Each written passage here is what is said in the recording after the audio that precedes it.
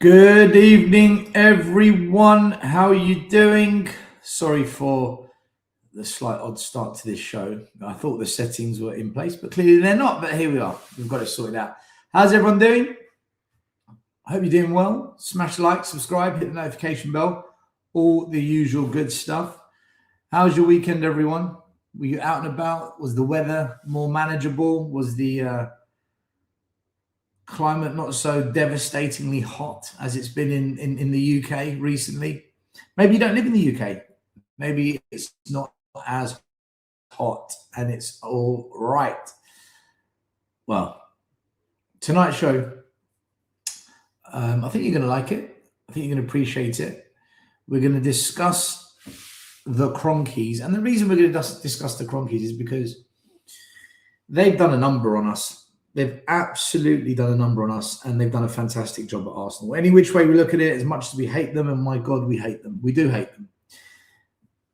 They've got probably the best ownership in the league at the moment, and we've got one of the worst. If we're talking about the big clubs, all right? If we're talking about the big clubs. But any of you who know me, you know that if I'm given the chance, I'm going to take a little bit of a swipe at the Arsenal, and I can't miss this opportunity, right? I can't.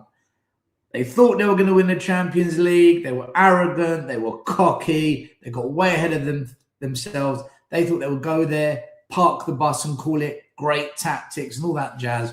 Guys, let's have it right. Salut. Allez, allez, allez. Come on, you Paris Spurs, Jermaine.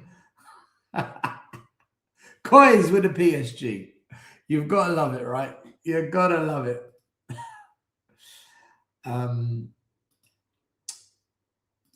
Next season is a new season.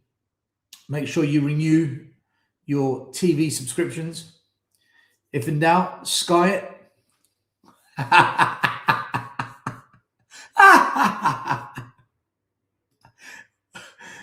Come on, what did you expect? What did you think this was? You know what I'm like. You know what I'm going to do. I have to. They would do it to us, right? They would do it to us. Look, Arsenal are the league champions. They've won 14 league titles. We're nowhere near that. They've got a history of winning leagues. We don't. They're the FA Cup record holders. We haven't won an FA Cup in 30-odd years. They've got that on us as well. But make sure every Arsenal fan doesn't forget this, because again, we're doing facts. If you're arguing about the league, there's nothing we can do about it, right? They're way ahead of us, and we're never going to catch them. If we're talking about FA Cups, we used to be the kings of the FA Cup, but now it's Arsenal. They've won 14, 15, God knows how many. Double the amount we've won. But, and this is the point you have to remind them.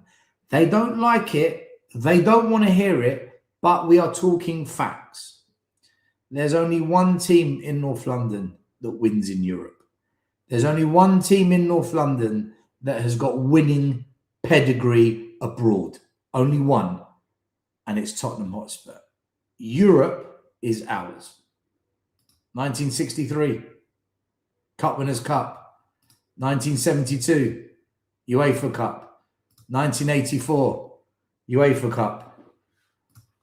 2025, Europa Cup. We are the kings of Europe in North London. We know how to win abroad. Facts. Okay? Facts. They don't. Their European record is awful, atrocious. And it's why they're not regarded as one of the big clubs. The Man Uniteds, the Liverpools, that lot. They'll never be in that category because no matter what they do, they are terrible in Europe. Shocking. So, Arsenal, yes, you're the kings of England. Yes, you're the FA Cup record holders. It's yours. Own it. We can't argue. But leave the European stuff to us. Yeah? Leave Europe to Tottenham Hotspur when it comes to North London. Thank you very much. Facts. We're dropping the facts tonight. That said,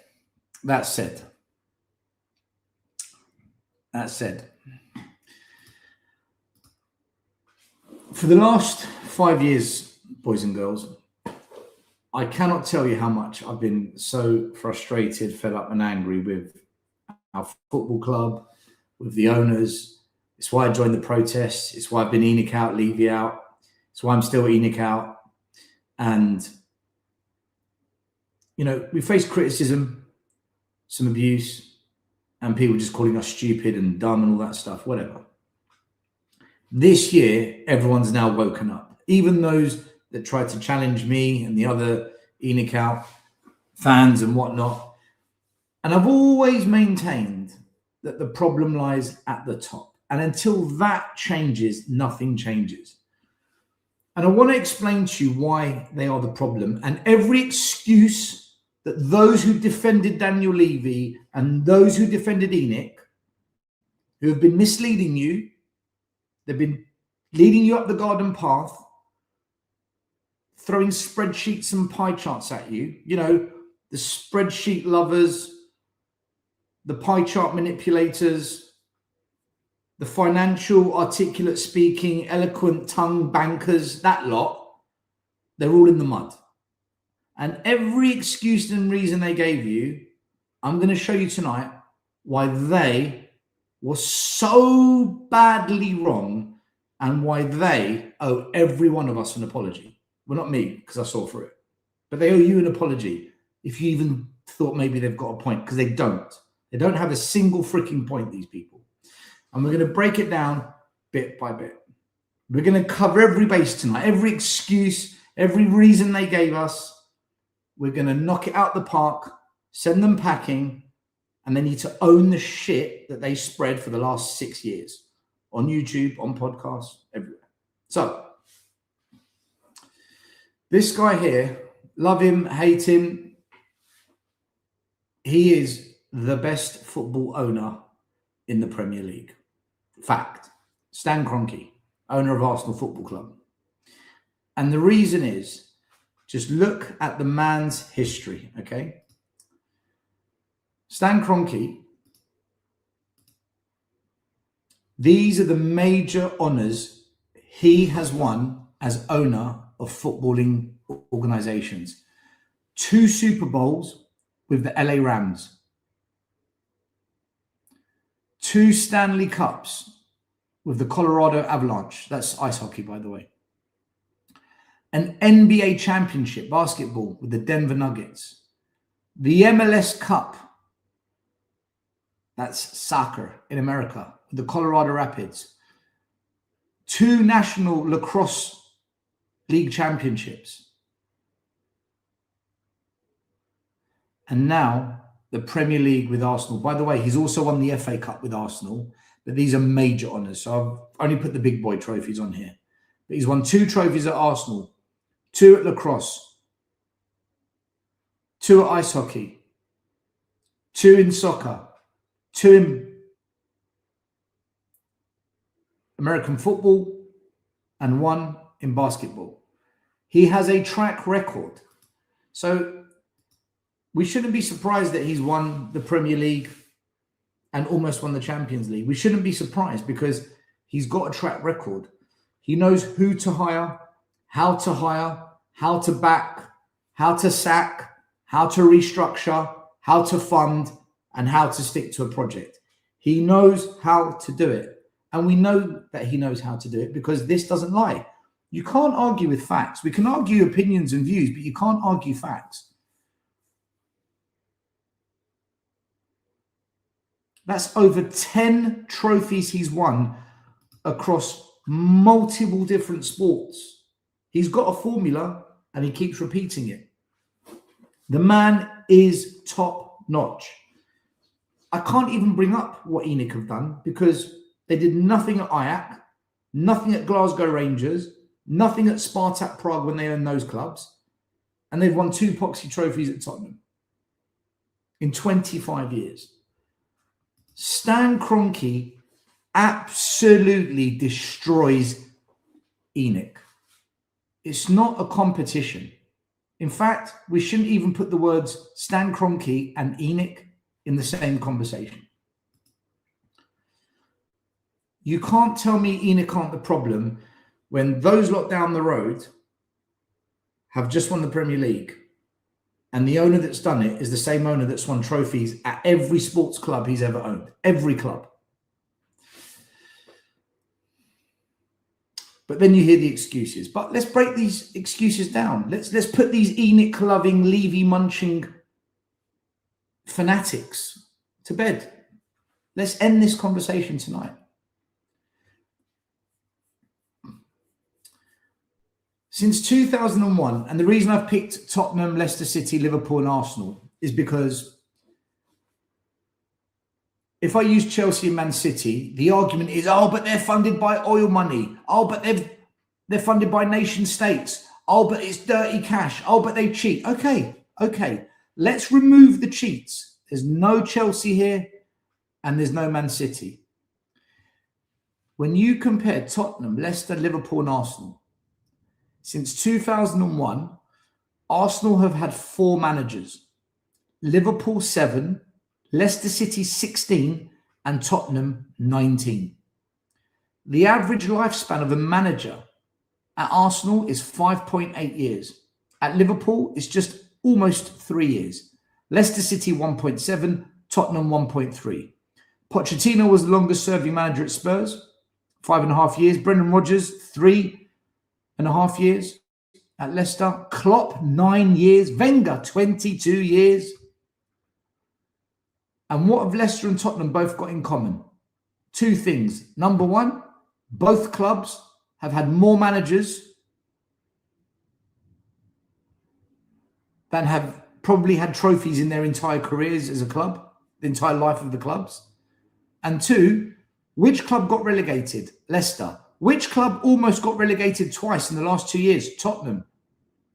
Isn't it funny that chopping and changing managers, no project, no plan, no process, relegated one club, almost relegated the other?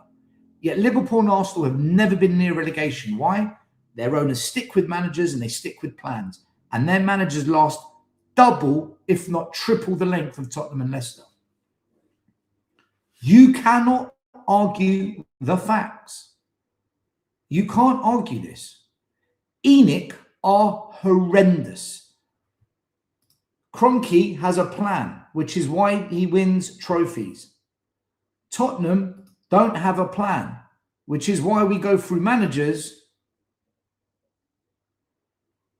like we're drinking water from the tap on a daily basis. It doesn't add up. You can't argue it.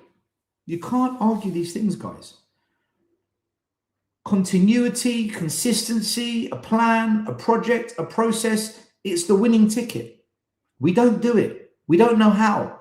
We don't like it when it gets going, when the going gets tough. We don't know how to back it. We don't know how to hire the right players. That's why the projects go wrong. We don't know how to listen to the managers. That's why they end up doing weird stuff and end up being hounded out by the fan base.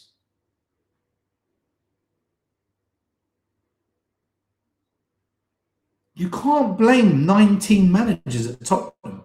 They can't all be rubbish. They can't all be wrong, right?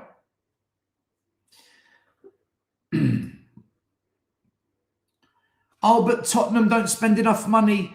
Look at the other clubs. Okay.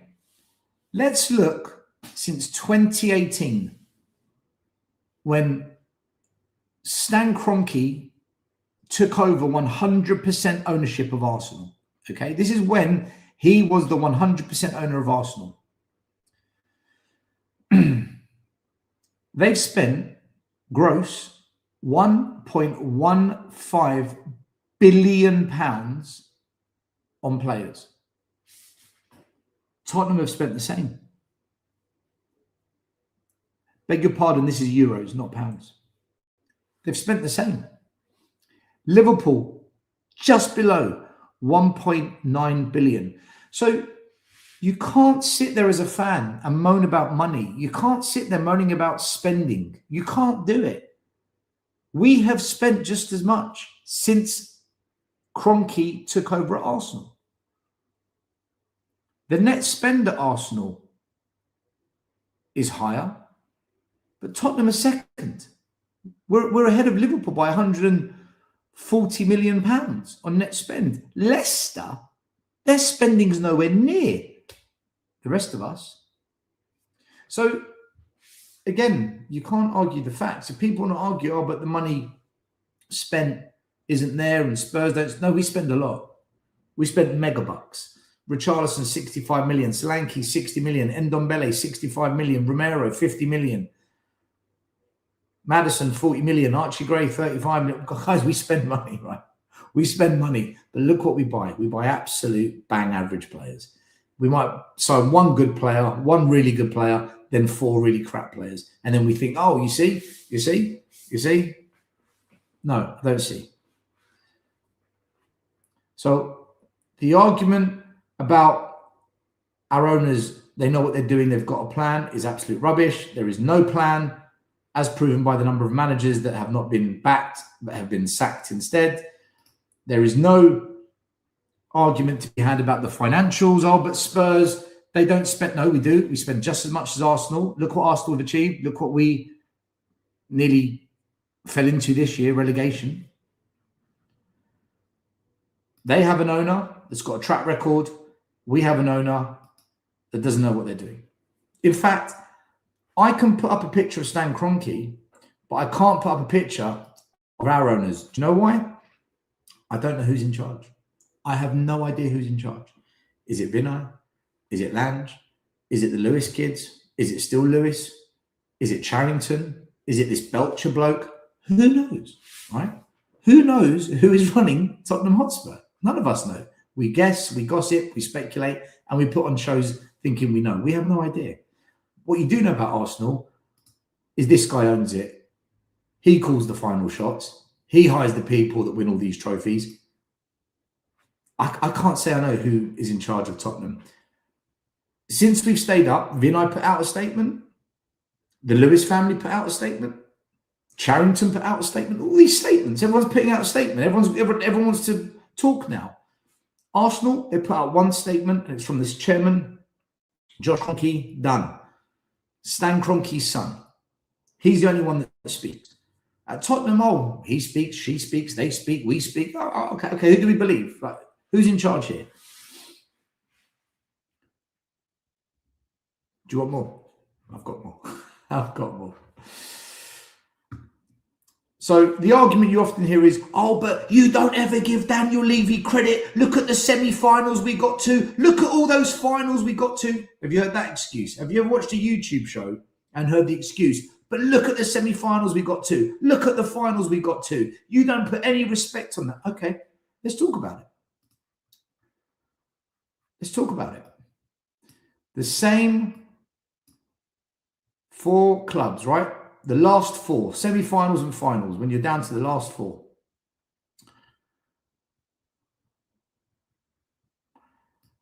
During ENIC's reign, Liverpool have been to 19 finals and semi-finals combined. Arsenal have been to 19 finals and semi-finals combined. Tottenham have been to 10. Leicester have been to 3. So when people say, oh, but if we'd won that semi-final and if we'd won that final, what if Liverpool and Arsenal had won their semi-finals and finals? You think they don't get to semi-finals, people? You think Liverpool and Leicester and Arsenal don't get to semi-finals? Of course they do. Tottenham failing in semi-finals and finals is not an excuse. The Levy-loving, ENIC spreadsheet bashing fans in this fan base, they create this illusion. They mislead you into thinking these things. Why am I going to praise Tottenham for getting to 5 semi-finals when Arsenal and Liverpool got to 6 and 7 in the same time frame? Why am I going to praise ENIC and Levy for getting Tottenham to 3 finals when Arsenal got to, sorry, I beg your pardon, for losing 3 finals, when Arsenal lost 6 in the same time? Liverpool lost 5 in the same time. The reason we've only won 2 trophies, everybody, is because we get to less semi-finals and less finals than Arsenal and Liverpool. The reason Liverpool and Arsenal win more trophies is because they get to more semi-finals. They get to more finals. They compete better. They compete more and they consistently challenge at the final stages. We do not. So I'm not going to listen to anyone that sits there and says to me, oh, but look at all the semi-finals that we could have gotten to another final. Look at all the finals we lost. Fine, I'm happy to look at that. As long as you acknowledge that Liverpool and Arsenal, who aren't run by oil money, who aren't run by state money, who spend just as much as Tottenham now, we all spend the same, they get to more semi-finals and more finals. And why is that? It's because they don't chop and change managers, and they have projects and they have plans. We chop and change, no project, no plan. So they consistently perform at a high level. We do not. That is on ENIC. That is on Daniel Levy. This happened, this graph you're looking at happened under Daniel Levy's watch. You cannot defend Daniel Levy. You cannot defend ENIC unless you have an agenda, unless you care more about spreadsheets, finances, and speaking with an eloquent banker's tongue, as opposed to talking football, facts and figures. And the facts say Liverpool and Arsenal continually compete at a higher level, which is why they get to more semis and finals and therefore win more trophies. Tottenham do not compete at that level. We do not get to enough semi-finals and finals. Therefore, we don't win fuck all. That is ENIC and Levy. Leicester, by the way, they got to one final and they won it. They got to two semi-finals.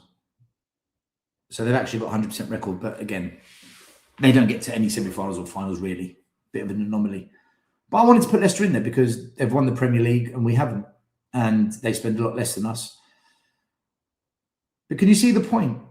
When people want to, argue about, oh, but we don't give ENIC and Levy praise because of the finals we lost, the semi-finals we lost. Mate, the other teams are outdoing us on that as well, right? They're outperforming us by a mile. So, no, we're not going to sit there and praise.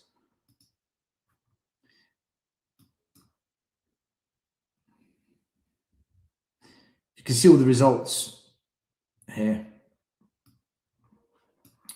In the FA Cup, in the last 25 years since ENIC took over, Arsenal played 7 cup finals and they won all 7. Liverpool played in 3 FA Cup finals and they won 2. Tottenham, we didn't play in any FA Cup finals. We haven't played in the FA Cup final since 1991. Utter humiliation. Therefore, we've not won any or lost any because we don't get to them. Leicester played in 1 FA Cup final and they won it. In the League Cup, Arsenal have lost all 3 finals. Should we give praise to Wenger for getting to the final and losing it? Because that's what some Spurs fans want us to do. Let's praise the odd final we got to that we lost. Liverpool got to 5 League Cup finals. They've won 3, lost 2. Spurs have got to 5 League Cup finals and won 1. Champions League, Arsenal have lost both. Liverpool have won 2 out of 5. Spurs got to 1 and lost. The Europa League, we've got 100% record. 1 win out of 1. Liverpool lost their Europa League final and Arsenal lost theirs too. But overall, Arsenal have played in 13 finals and they've won 7. Liverpool have played in 14 finals and won 7. Spurs have played in 5 finals and we've won 2. So the reason we've only won 2 is because we get to a lot less finals than Arsenal and Liverpool. Leicester have got to 1 final and they've won 1. So can you see now when people put this argument forward, it makes no sense. They're being misleading. They're not giving you the full picture. They're just telling you, look at Tottenham, but let's not compare to the other clubs. Not the oil state clubs, not the clubs run by nation states, but the other clubs that are run correctly, like Liverpool and Arsenal. Compare us just to them and you begin to see we are so off the mark. In manager rotation, in experience, in winning from the board. Spending money, we match them, but my God, we spend it badly. And when it comes to getting to semi-finals and finals, we are off the mark. So there's no praise for that when we're being outdone on that as well.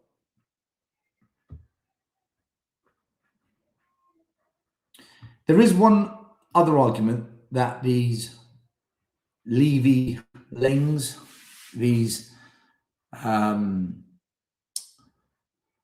Enoch Warriors like to tell us.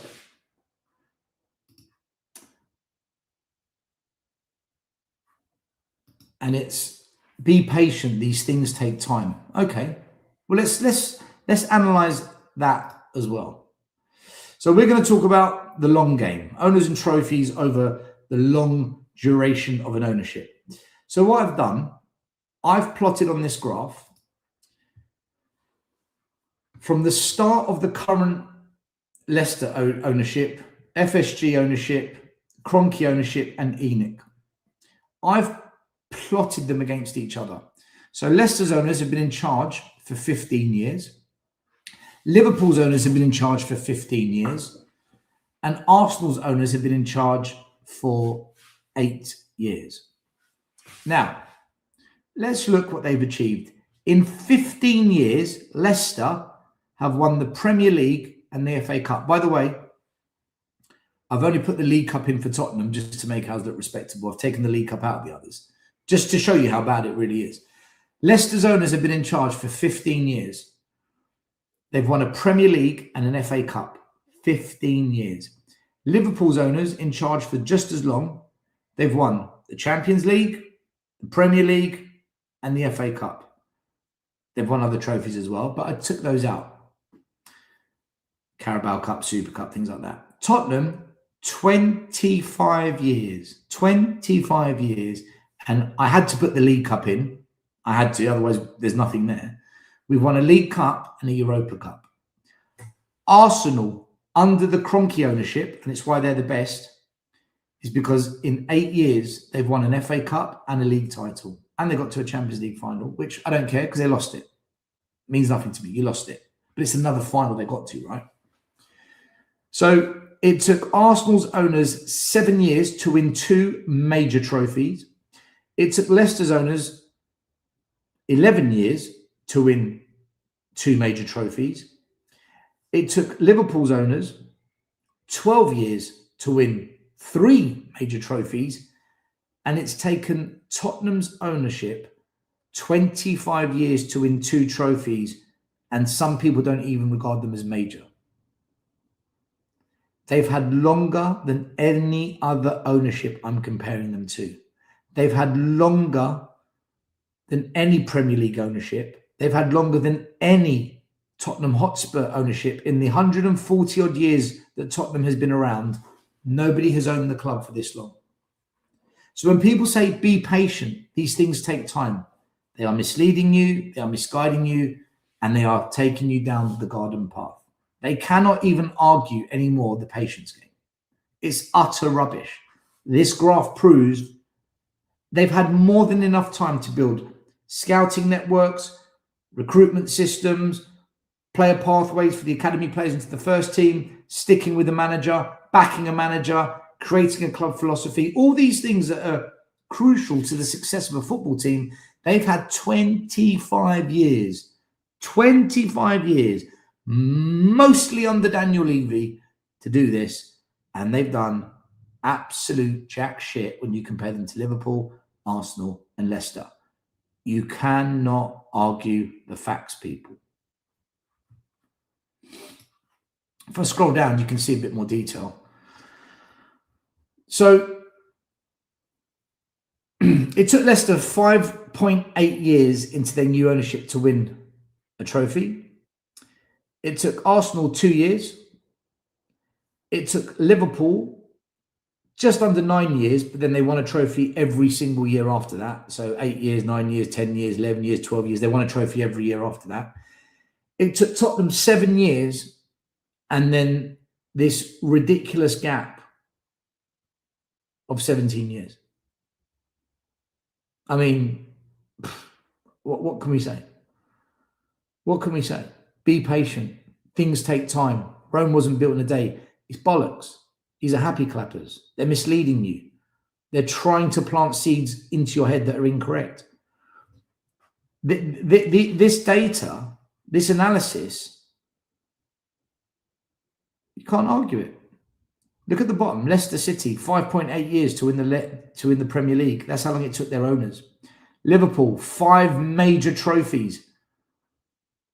Took them 5 years to start, and they couldn't stop after that. They couldn't stop once they started. 5 major trophies.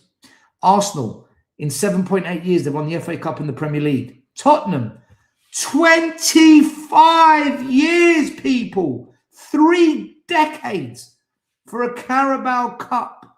Not even a cheeky little FA Cup. And we were the kings of the FA Cup. We had the record, if you go back to when we won it in 91. And a Europa Cup, which most people dismiss. It was the easiest competition to win. I rate it. A trophy's a trophy to me, but most people dismiss it. Be patient. Rome wasn't built in a day. So I think, it's fair to say when people use the patience game as an excuse, please send them a link to this video and educate them. Show them the light. Teach them that they've been misled. When people want to argue about we got to finals and we got to semi-finals and we blew it, show them what all our rivals were doing and how many semi-finals they blew and how many finals they blew. Show them that the reason they've won more trophies is because they get to more finals and semi-finals, and not to focus on Spurs who get to far less and don't take advantage. Liverpool and Arsenal have lost more semi-finals than us in the last 25 years. Liverpool and Arsenal have lost more finals than Tottenham in the last 25 years. That's why they've won more, because they get more bites at the cherry. They get more chances to win trophies. Send them a link to this video. Educate them. They need to learn the damage Enoch and Levy have done to us. Show them this. Show them what a proper ownership looks like. Show them what success at the top looks like. It's not a purple patch. It's not a flash in the pan. This is Kroenke'S history. This is his legacy. Every club he touches is gold. Show them the manager rotation. Show them how all the different managers that we keep hiring and firing, promises of projects, promises of things are going to change this time, all these statements, this is different, blah, blah, blah. The reason Leicester got relegated is chopping and changing managers, no process, no project. The reason Tottenham nearly got relegated twice, chopping and changing managers, no project, no process. This is real, people. This is real. This is what happens. Send them a link to the video. Show them. Educate them. I don't want to hear excuses about the ownership. They've had 25 years to hire the right people. Stan Kroenke gets it. We've had 19 managers in 25 years. They've had 25 years to know how to hire a manager and back them and build the systems around him. They still don't know what they're doing. Oh, but, what about the semi-finals we've lost and the FA Cup finals and the Carabao Cup finals and the semi-final? Mate, look at what the other teams do. Look at our top 6 rivals. They get to finals and semis all the time. It's normal. A big club, it's meant to be normal. And then the money spent. I don't want to hear anyone ever talk about money again at this club. We've made record revenues, record profits under this ownership. We've spent more than we've ever spent. And look at the absolute shit we've got up front. Look at the diabolical attackers at this club. Look at the money wasted on young players that just simply aren't good enough. They're not ready for this. The Greys, the Tells, the Odeberts, the Pape Sarrs, the Souzas, the Yangs, the Takais, the Veliz, the Brian Gills. I mean, all this money. That's over £150 million. You don't see Liverpool and Arsenal splashing big money on absolute bang average youngsters. No, they bring it through the youth. The Sackers, the Lewis Skellys, the Maitland Miles. Who do we bring through? Nobody. We waste it all on these youngsters that aren't good enough. So any which way you want to sugarcoat it, any which way you want to attack my argument, any excuse you want to bring to the table, if you are an Enoch lover, if you are a Levy disciple, you have got so much egg on your face and you have really, really, really misled all the fans with what you've been posting and talking about and putting out there for the last 5-6 years since I've been doing this. And you know what? You need to apologize for it, admit the owners of the problem, admit that Levy's part of that problem, and just face the facts. We have got one of the worst ownerships of all the big clubs. And Stan Kroenke, in 7 years, has humiliated Tottenham. Absolutely embarrassed ENIC in a masterclass in how it's done. It took him 7 years to come in to the Premier League and say, wait, Tottenham, watch this. 7 years. And our lot have been in charge for 25 years. 3 decades of mismanagement. And we're told, be patient. We don't get to spend money like other clubs. Look at the semi-finals we got to. And every other excuse just follows and follows. They can't back it up anymore. The game is up. We have got the worst ownership out of all the big clubs. You look at United and their fans were Glazers out for how long? Arsenal, Liverpool, Chelsea, Aston Villa. Mate, we've got the worst. We have got the worst. Chelsea are falling apart now. Now Abramovich has gone. Maybe they're now going to enter an era of all awful ownership. Well, welcome to the party. Join the club. We've been here for 3 decades. But any which way you look at it, guys, Stan Kroenke is the best owner in the league right now. And if he keeps backing that team and he keeps investing the way he does and they keep recruiting the way they do, God help us. Like literally, God help us. What I will say is, I don't rate Arteta. I'm not going to say, oh, Arteta's really good. Look, no. I think Stan Kroenke's good. Look at his record. His record's the one that people need to acknowledge. He's the man behind what Arsenal have done. It's him. It's him and the team that he builds. He is why Arsenal are so, good at the moment. It's not because of Arteta. Put any half-decent manager into that team with the way they've been backed, with the way they've not sacked the manager, with the kind of players they've signed. There's a lot of managers that would have done very, very well at Arsenal. In my opinion, other managers would have won even more. But our managers don't stand a chance. They get given bang average players. They don't get to ride out the tough times. The fans turn against the managers pretty quickly. The fans at Spurs don't want to protest against the board. They just get away with it. Despite our owners not being able to do this, despite our owners just churning managers for fun, despite our owners mismanaging 1.14 billion euros worth of club money, and despite our owners having got nowhere near enough semi-finals or finals for us to be able to compete for more trophies by getting to more finals, and despite our owners having been here longer than any other ownership and having won the best part of fuck all, our fan base still accepts it. Still just gets on with it. It's all right. It's okay. It's all right. Don't worry about it. It's okay. It's not okay, guys. This is shocking what's happened to Tottenham. It's absolutely diabolical. So I've been listening to excuses for 5 years. I've been listening to lies, manipulation, word salads, all sorts of Levy drivel, ENIC sucking up, and none of it washes anymore. None of it. Not a single part of their argument stands. So, guys, what do you think? Do you think I make a point? Do you think I'm, showing you what's really going on at this football club? Or no. There's one more excuse, Elios, that you haven't explained. There's another excuse that you haven't quite shared with us, that you haven't covered. I'll cover it now. I'll bring up the data.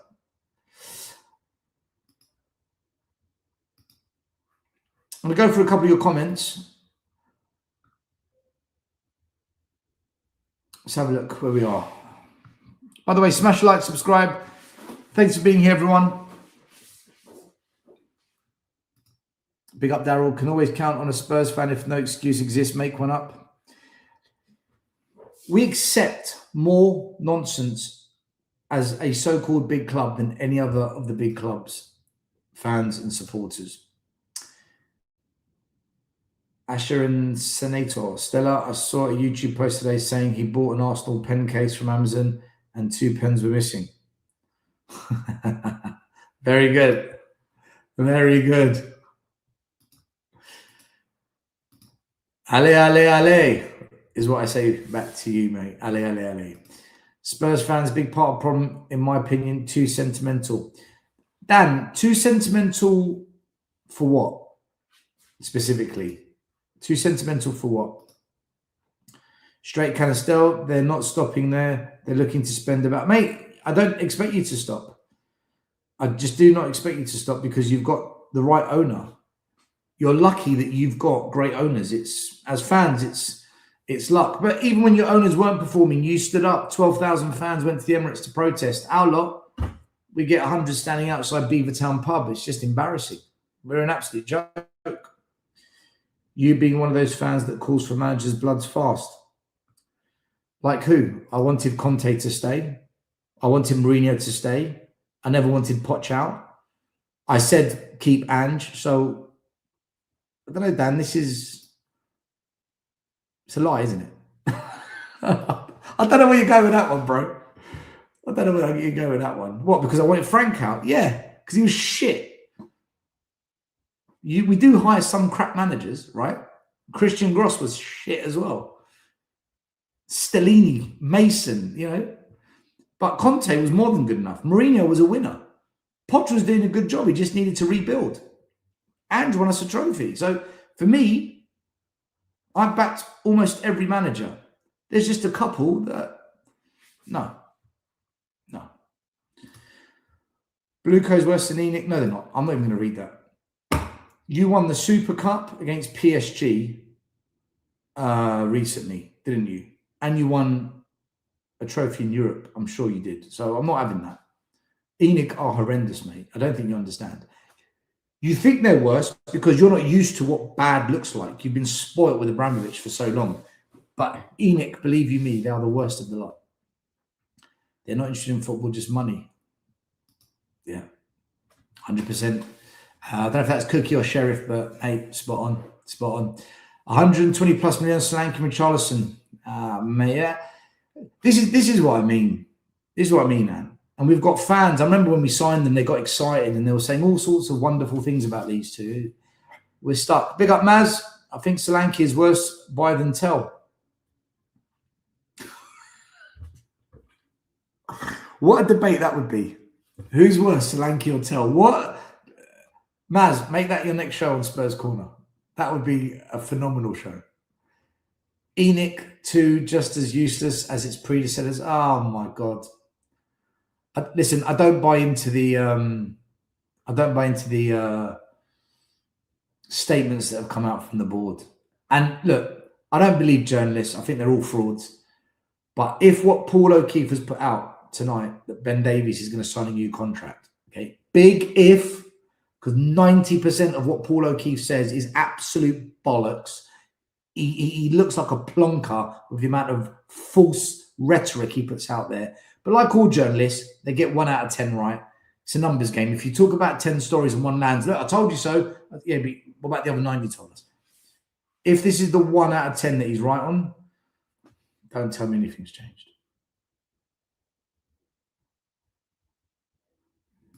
Big up, Sue. I'm all out of patience. I was out of patience ages ago, Sue. I'm with you. 60 million for Deserby just bought Enoch more time. The other master buying time. I agree with you, Daryl. I agree with you. Tommy G, big up. How you doing? Stelios, we all like and respect you here, but you sounded like a broken record, bruvs. No offense, Del. Broken record how? I'm sharing with you facts. If it's the facts you dislike, then fair enough. But I don't make the facts. Events that occur in real life create the facts, right? If I sound like a broken record, it's because I've been right for 6 years about these awful owners. It's because for 6 years I've been trying to warn people about these owners. It's because for 6 years I've been protesting and saying we've got to get them out. And Stan Kroenke has come in and in 7 years has done what our owners couldn't do in 25. Does that not bother you? See, in fact, In fact, I know you don't mean this as a personal attack, but it's comments like this, which is why the club's in a mess. It's comments like this why Enoch get away with it. This is why Enoch just get to walk into the sunset, pulling our pants down, taking everyone's money and laughing their heads off because of comments like this. If people like me don't keep banging the drum against what these owners are doing, they're just going to walk away with another 25 years stolen from every Spurs fan's life. So, respectfully, this is the problem. Big up Welsh, Luka Modric. I wonder how the numbers add up in terms of volume of players incoming. It would just show Levy's mansion by buying young for profit. But do you know, I did an analysis about 2 years ago, and we'd signed something like 125 players before the last 2 years, I think it was. So we're probably up to about 150 players so far, something stupid like that. Big up Connor, the economics Enoch despising fan. Here's another one for you. Enoch are the only owners in the Premier League who have spent more of the club's cash on property than transfers. And again, this is the big argument everyone has, isn't it, Connor? We don't focus on football.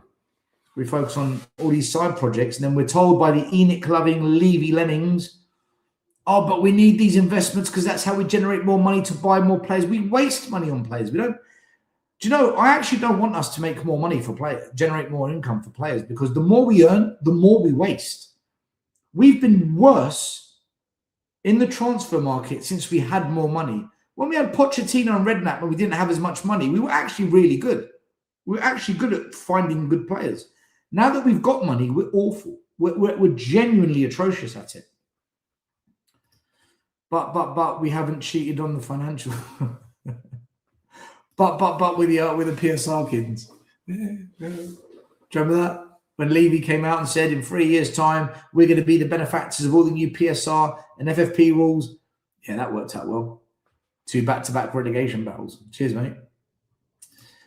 Big up Luxo Rato. I've got a funny feeling Arsenal are going to win FL for the next 30 years. I don't know about that. I don't know. I don't know where the competition's coming from. Liverpool look like they're about to go through a transition. Chelsea are a mess. Man United, they're still a couple of years away. Aston Villa maybe, but Unai Emery's never won a league title. And Man City have just got rid of Pep. So I don't know where the competition's coming from, if I'm asking you.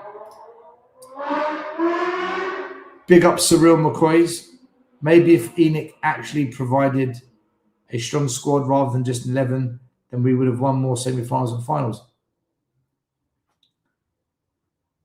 Maybe we would have got to more as well, right? That's the whole argument. Let me bring up the graphic again. Look how many we get to, Cyril. We've gotten to 10 semi-finals and finals combined in 25 years. 10. Arsenal have got to 19. Liverpool to 19. Arsenal and Liverpool have doubled the amount of finals and semis they've got to. Forget even winning them. Look how many we actually get to. That's the biggest problem. Because you're going to win finals, you're going to lose semi-finals. Look how many semi-finals and finals Arsenal and Liverpool have lost. They've lost more semi-finals and finals combined than actual finals they've won. But because they keep getting to them, they win more trophies. Our problem is we aren't competitive on a consistent basis. We don't regularly compete for a semi-final or for a final. This is where we come unstuck. If Tottenham got to 10 finals, let's say we win 4. But we don't. We don't get to enough finals. Let's say Tottenham got to 10 semi-finals, we win 4 or 5. We don't get to enough semi-finals. So this is the bigger issue. We're just not competing enough to constantly knock on the door, and eventually, yes, we've gone through. Right, knock again, semi-final, final, semi-final, final. Right, we've won one. Final, semi-final, win one. We're kind of semi-final, take a break. Final, take a break. We're not there. We got to a final last year, and this year we didn't even come close to a quarterfinal. That's the problem. This is the issue at Tottenham. And it's because poor recruitment, manager merry-go-round, being too patient, not protesting, owners that haven't got experience of winning anything. When you add it all together, it's a shit show. And it's been like this for 25 years. But hey, I'm a broken record. Broken record. Johnny Tottenham, Ben Davies is set to stay at Spurs with reports saying he's to sign. I'm De Zerbi out then. If he stays, then De Zerbi's a yes man. I'm telling you now. And I like De Zerbi. I really like De Zerbi. But if Ben Davies signs, De Zerbi's a fucking yes man. Another one. Georgie, what is Chelsea's stats regarding this? Still curious. I didn't bring Chelsea into the analysis because you have mostly been run by oil money. Like you bought success, free loans, paying off debts. Like you don't run like a normal business. You've basically had a free credit card for the last 20 years under Abramovich. Now you're in the real world, you're shit. Now Abramovich is gone. So I haven't compared you to Liverpool, Arsenal, Tottenham, Leicester, who actually run without, indefinite free money, which is what you had with Abramovich. And obviously Man City with their oil money and all sorts of wild sponsorship. And, when people say about financial doping, it's Chelsea and Man City, but Liverpool don't, Arsenal don't, Man United don't, Leicester don't, Tottenham don't. So, that's why I just compared those clubs. No offense to you. We're just talking facts, right? Just talking facts. Guys, look, I'm going to put the link out in the channel. If anyone wants to jump on, feel free. Let's put the link out. I've said what I wanted to say tonight. I'm just disgusted that we allow this to continue, and it will forever continue, unfortunately, until the fans decide to do something about it, which we won't because we are complicit. Sorry if that upsets you guys. I'm just honest. I can't lie. You understand? Some people can just say the right thing and tell you what you want to hear, but I just can't do it. Guys, the link's in the chat. If you want to jump on, feel free. Oi, oi. Mr. Hotspur Hood in the house. What's up, Dan, man? You all right? You good, bro? Oh, same Spurs, different day, different show, same Spurs debate, same transfer problems, same player problems, same Spurs, different day. What about yourself? This is why we need to get relegated, Dan.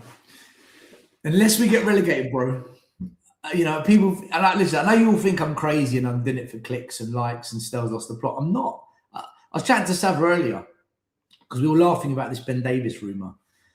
And Sava goes to me, as soon as I saw the news, you're the first person I thought of. And I said, Sava, if we re-sign Ben Davies, I'm De Zerbi out. And it further confirms why we needed to get relegated. Because until we blow it all up, not actual blow it up, but until this thing comes crashing down, I don't know, mate. Let's go on this from a different side, yeah? Because I do agree with a high majority of what you say. But then there's parts of it that nah. I feel the problem at Spurs, it isn't just one. And you do say it's many, many, many, many problems. And it is. Many problems. But over my time of doing this and getting to meet more Spurs supporters and everything else, to an extent, I blame the fans, not quite to the same amount, but nearly as much as Enoch. Let's put it this way. How do I put this in such a way that it won't... Mate, if it's offensive, it's offensive. It is what it is. Yeah. Well, put it this way. If someone keeps getting beaten up by someone very close to them, okay, it can mess with your head, but then you've got to take it into your own hands and leave and get on with your life. If you just decide to go and stay with a person that beats you up all the time, you can only take a horse to water, can't you? Is that the saying how it goes? The issue is then is so sentimental, and people don't like it that I use this phrase. Maybe I just use it as a different way. When this whole fan base is just, a majority of this fan base on what I see is just so sentimental with things. How is it ever going to change if the fans won't fight for it as well? If only 150 of us will turn up while 55,000 walk past and really don't give a shit with what's going on, or just ignorant to it, which isn't meant as a ignorant just means that you don't know what's going on, or ignorance is bliss to it, which I think is the problem with a majority of Spurs fans. Like, a lot of us choose to be ignorant to it. Where is anything ever going to change, and where is it going to change? And ENIC are never ever going to get their act together until they get hurt in that one place that matters, which I agree with you on this, and that's the wallet. That's how you hurt someone. That's how you hurt someone big. But our fan base is weak. It is embarrassing compared to other fan bases that will fight for their club, fight for what they so-called what they love. They'll even be, how should I put it? They're 10 times more tribal than we are. Do you know what? Maybe as Spurs fans, we're just too evolved in the world. You know, with the rainbow flags and everything else and the parades and that. Whereas others will go and kick off and be tribal about it. Won't accept this crap. Will do everything they can to change this crap. So what is actually the bigger problem? Is it the ones who do it and give us all the crap? Or is it the ones that accept it and then quite happily eat all the crap and just have a little moan about it and then go on about it? Where's the bigger problem? The issue we've got is we're getting beaten up by the owners, to use your analogy, but we can't leave because what do? Right? If you live in London, you're a Londoner, 30, 40, 50 years you've supported the club. Do you suddenly go and support Chelsea and stand in the terraces and start singing, what do we think of Tottenham? Shit. What do we think of shit? Tottenham, up to Chelsea. You can't do that. You can't just become that. Don't tell me it hasn't crossed anyone's mind. Listen, I don't know. For me, maybe some, but it's tribal, it's culture, it's you bought into it. If you go to Sainsbury's and you're fed up with the staff, you're fed up with the customer service, the prices are too expensive, the food's just not what it used to be, you go Tesco, you go Aldi, you go, if you've got more money, you go Marks and Spencer's, whatever. You're not emotionally attached to Sainsbury's. You'll be gutted because it's near your home. It's like, it's just my local, it's just more convenient. But you'll go elsewhere if you have to. Can't do that with football. We're stuck. So either we stop going, stop watching, stop supporting all football, or we fight against the owners, or we accept them. So, but the majority, and the high majority, the high majority basically accept it, or will just moan about it. Now, I perfectly understand. There's people in place here where they just can't do nothing because they're just too far away. I mean, how can you do something from another country? But then this is when I debate with people with season tickets and everything and that. But then I also do get the other side of what you've explained to me and a couple of other people with season tickets is, well, if you ain't going to have it, someone else is going to have it anyway. And why should you go without for seeing your team play that you want to see play? I do get that side of it, but it almost contradicts the situation as well. But again, it's looking at it from both sides. But again, I feel that the two biggest problems at this place is the owners at the very top, and then at the very bottom, it's the fans. They're the two biggest problems here. And then you've got all the crap in the fucking middle that we can't sort out, come love nor money either. We accept players way too easy. Complain non-stop about ENIC all the time. When I say we, I just mean Spurs fans in general. I can't vouch for everybody, but I can say we, as in we are meant to be a culture together, a tribe. And we go on about ENIC. We used to go on about Levy. Now he's not here. The blame has to go to someone else now, who actually seems like he's worse than Levy at the moment. But I suppose the summer will tell. And complain about everything. And then, literally 2 minutes later, barely 120 seconds later, justify the bullshit that they've gone and done. How? That's surely a massive part of a problem as well, isn't it? Now, this is where I mean when I say we are sentimental. I mean, football, like you say, is tribal, yeah? It's a brutal sport. You don't get to the top through being nice. And as all I see off a majority of fans is sentimentalism and being nice. You got to make cold decisions in life. I use my phrase, it's a dog-eat-dog world. People ask me, what world have you lived in? Well, obviously a different world to a few people. I mean, when we have players like Ben Davies you can guarantee at a game you're going to have some group of people probably singing like he's one of our own, or he loves the club, or he's been a great servant. You go on Facebook and go look at all the Spurs pages on there. 8 out of 10, they're justifying that we re-sign him, basically. That is a problem. Because the way it should be in the market is the owners should be doing everything they can to please and make who pays for it. Enid don't. They just toss out a load of shit and say, there you go. And we say, thank you, come again. And it goes on like that. They don't care who loves the club and who doesn't. As all they give a fuck about is who gives them the money. And who gives them the money? The Spurs fans.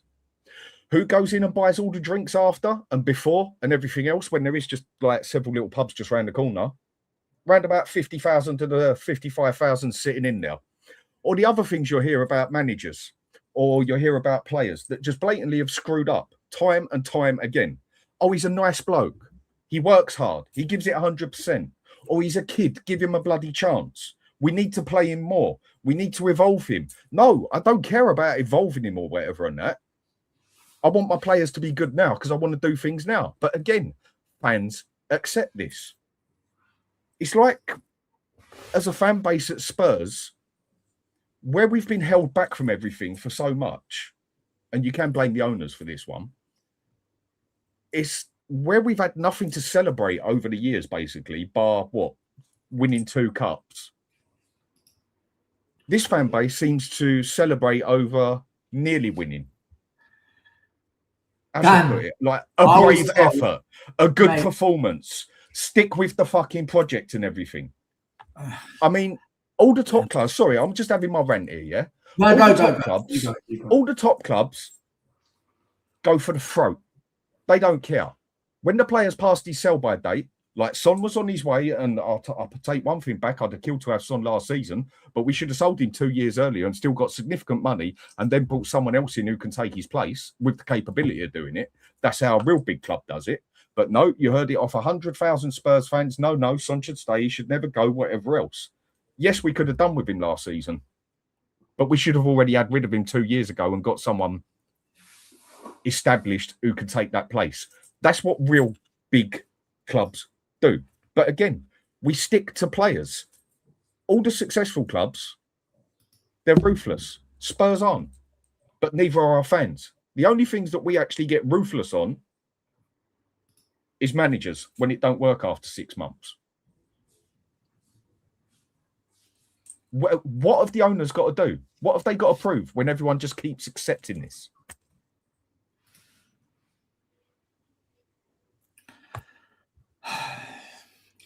Dan, listen.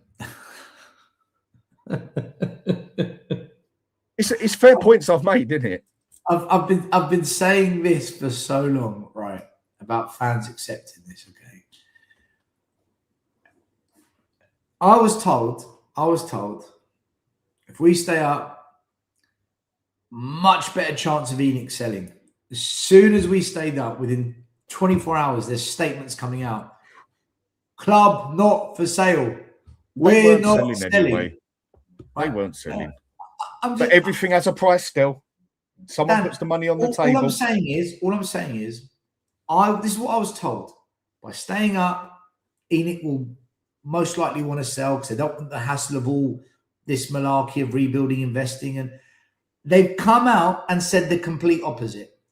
The bullshit I was fed. And I argued on my own. Then I was told Lange will be gone. He's still here. He's still here, Dan. What are they waiting for? What you don't need to wait for the next guy to come before you get rid of Lange. Because whilst Lange is here, he's still involved. He's still negotiating. Mm-hmm. He's still planning, right?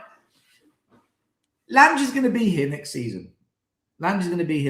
That's another bullshit story. 50-50 with that. So, right, at the moment, I'm going by the facts now. He's still in. Vinay is going to be here. I'll go with that one totally. But I think Lange, I think there's a chance. Let's go with it now, Dan. Let's go with it now. They're both still here. Okay. It's been 1 week since the season's ended.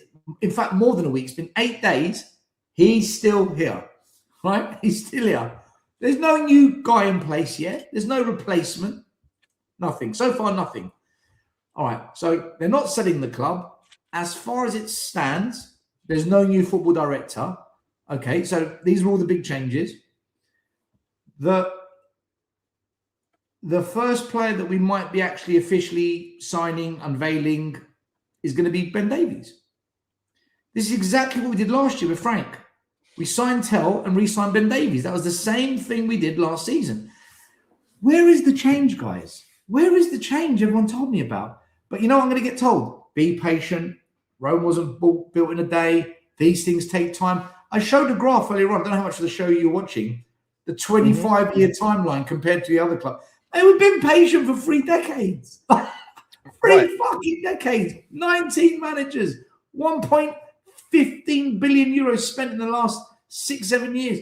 Dan. Do you know what I said today? Tell me if you agree with this, right? I was saying to Sava, I always say I'm going to wait to the end of the transfer window, then properly assess what's just happened. So I'm going to wait till the 1st of September, the window shut. Right? I'm not doing that this year, Dan. I'm not doing that. Day one of the Premier League, when we kick a competitive ball and there's 3 points up for grabs, I'm going to look at the squad on that day because we are live. We are playing for points. We are playing for trophies. The season has started. So on the first day of the season, that's the squad I'm going to look at. Because anything after that, Dan, is a panic buy. Anything after that, we know, is just pure opportunistic or because of an injury. I want to see what that squad looks like on the first kick of the game. I'm not doing the end of August issue. Do you think that's fair? Or do you think, no, we've got to wait. I think a majority of that is fair. But some of it, like Moane, yes, we got it for the wrong reason. But it was up and there for the taking, so we did it. Some liked it. I was quite happy with it. Some didn't. So obviously I got that one very wrong. But I don't think many people thought he was going to be as bad as he actually was. I mean, fucking hell, he was horrendous. I mean, shockingly bad that he made Timo Werner look good. You know? And so I have no problem with buying players on the last minutes when a deal comes up. Because sometimes when you're out on Black Friday and that, you spot that deal out of nowhere, you snap it up there and then. Whether it's at the start of the week or the end of the week. Because even though it's Black Friday, it seems to go on for a week now. So it depends when you see the deal on that one. But if you haven't got a plan and you're not pre-prepared, then where do you go? And you leave things too long, players get snapped up and everything else. So I agree with that. But if you're going to go with we need a plan and we need to stick to a project, as all we can really do is keep on protesting, which we ain't going to do, but take it as a phrase, yeah, as just complaining about things and going on about things and digging at the club to push harder to do everything else. Now, we've had these promises made to us, which a lot of us have fallen for at least once or twice in our lives, if not more.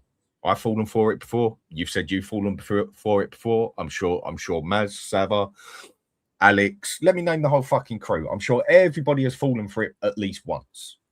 Whether it's just hope, whether they believed it, whatever, is a different story, yeah? But if you go and turn on De Zerbi now, you're contradicting yourself to an extent because you're not even giving him a fucking chance to work with what he's got. If we sign Ben Davies, he's a yes man. If he signs Ben Davies, he's a yes man. Right. I'll go with that one. I said it with Ange when he signed Timo Werner. I know that. I said it with Frank when he signed Ben Davies. I said the same thing for those guys, Dan. The question I will ask for that one, the question I'll ask for that one more is if he plays Ben Davies. You know, I mean, Ben Davies should be gone. I would have thought he turned around and said, I ain't going to play that. Dan, hold on a minute. But you can't turn on De Zerbi just for that when the club goes over him. Oh, yes. If he signs Ben Davies, he takes a place in the squad. He steals a career from another footballer that's good. Yeah, he takes a number. Squad, right? He takes a number. Why would De Zerbi want Ben Davies? In what Especially world, when we just got Robertson. Mate, in what fucking world does any manager want Ben Davies at Tottenham? How old is he? I don't even know how old is he now. How old is this guy? He's got to be about 33, isn't he? 34, 33. He's older than Robertson, I think. Born in 1993. He's 33. Right. Yeah. This guy's 33 years old, right? Okay. De Zerbi's teams play out from the back. They're quick. You can't have Robertson, Ben Davies, and if we buy Senesi, who's a slow centre-back, who I want, by the way, but he's slow, you can't have this slow back line or replacements that come in because it will kill the team. This is what cost Poch. This is why Poch's team failed. This is why Redknapp's team got caught short. This is why so many managers fail, because when there's an injury or you've got to bring on a sub, you're bringing on players that can't do it. The Premier League is quick. It's rapid. Ben Davies, the guy, mate, he might as well come out there on crutches, Dan. But there's been several times where we have got to finals and stuff where you've got to blame the players and the managers because they screwed up as well, like Poch did in that Champions League final. He fucked that up. He bottled it and he put on Harry Kane when Harry Kane hadn't even played for 2 or 3 months, when it should have been Lucas Moura at the top. Yeah, I'm not saying managers. So my point is, when it comes down to stuff like this, I know it's ENIC and everyone that employs it starts at the top, this, and this. But they don't say who takes the penalty. They don't say what formation we use. They don't say who makes the subs at what time or who doesn't. They don't say what direction you kick the ball or whether you play direct or whether you play counter. Or maybe they employ the manager and say, right, I want attacking foot. But they don't say and control what happens on that pitch. I agree they can only buy of what goes on the pitch, yeah? But when you blatantly see players screw it up on the pitch on the big games, when they're meant to be big names themselves, and Harry Kane, sadly, great player, but we all know he fucks it up on the big day, like he has done for England many times. And then when Poch goes and gets it wrong as well, and other managers get it wrong, you've also got to put the blame there. This is what I'm saying by open it up more. There's a load of crap in the middle as well. I explained this earlier. Look at this diagram, right? Every big club screws up in semis and finals. Liverpool in the same duration that ENIC had been in charge, Liverpool have lost 5 finals. Arsenal have lost 6. Tottenham have lost 3, right? So, yeah, blame Poch. But it happens at every club. Semi-finals, yeah, we can blame Poch and we can blame Redknapp and whoever. But Liverpool and Arsenal have lost more semi-finals. It's normal. The point is this, though. We don't get to enough of them to have a chance at the final. Whereas these other clubs, because they're always in semis and finals, yeah, they lose, they win. They lose, they win. What we do is we lose and then we take a break before we go back again. These clubs are constantly at it. I get why fans might want to blame Poch for the final. I don't have an issue with that. And I get why fans might want to blame Poch for the semi-final when he played some at left back. I don't have a problem with that. But give Poch 4 semi-finals and 3 finals, he's going to win one of them. The problem is we don't get to enough of them. Is he? Klopp lost 3 finals in a row at Liverpool before he won one. But he kept getting to finals. Dan, we don't get to them. Our club just doesn't get there because we don't have the squad. We've never had the squad to do it. Do you understand? I'm not arguing with your point. I'm just saying we don't create a squad that can create enough opportunities of finals and semis. We just don't. The main thing we don't have is depth. We don't have the depth, basically. We never do. Never. I mean, that team under Poch, but either way, it got itself to the Champions League final through beating some of the best teams in Europe at the time. I mean, that Ajax team was a bloody good.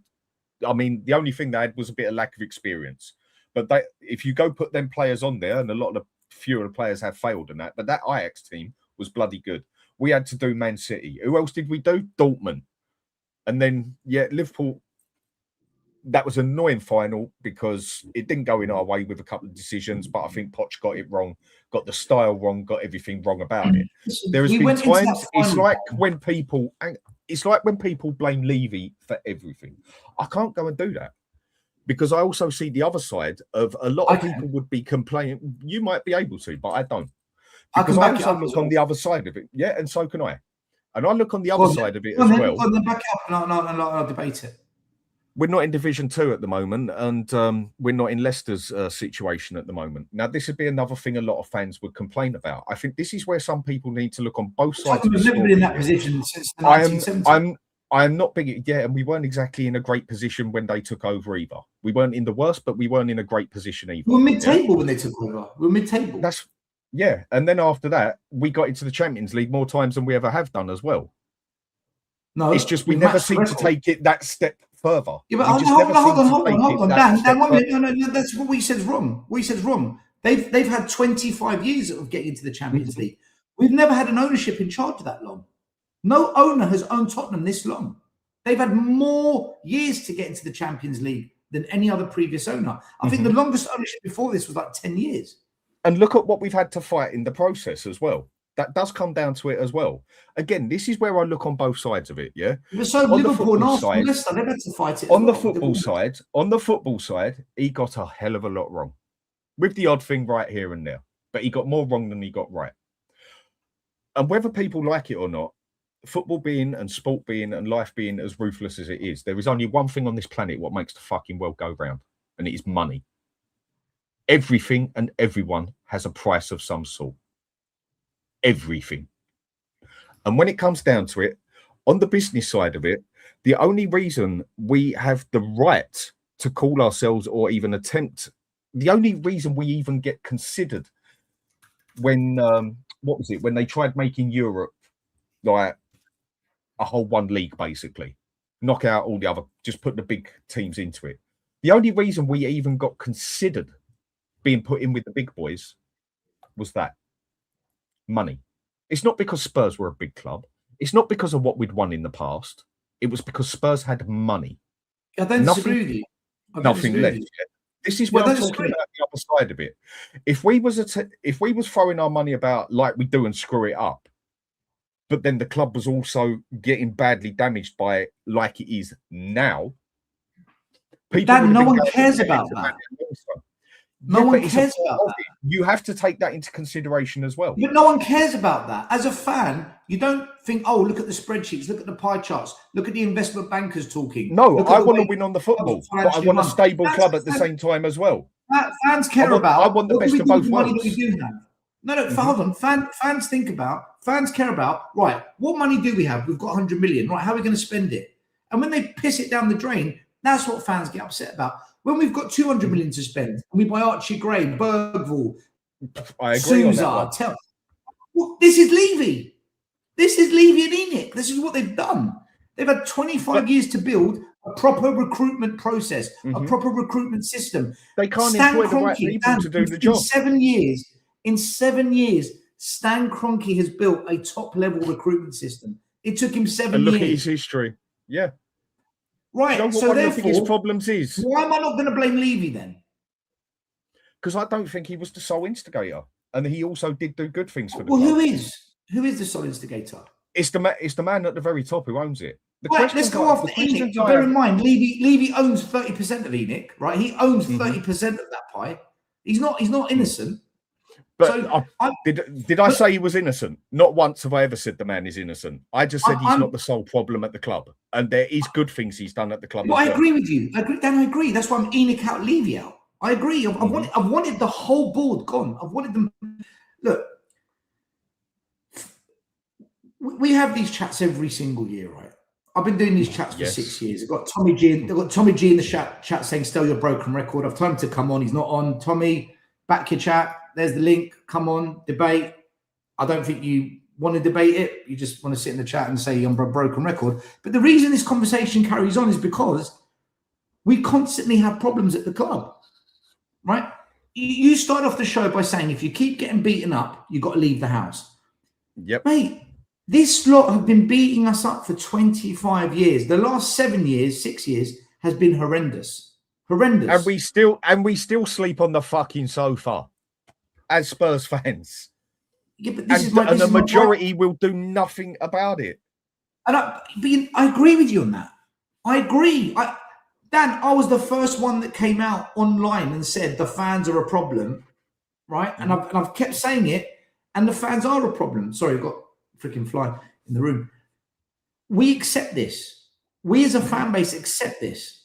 So it's all good and well being crap. It's all good and well re-signing Ben Davies.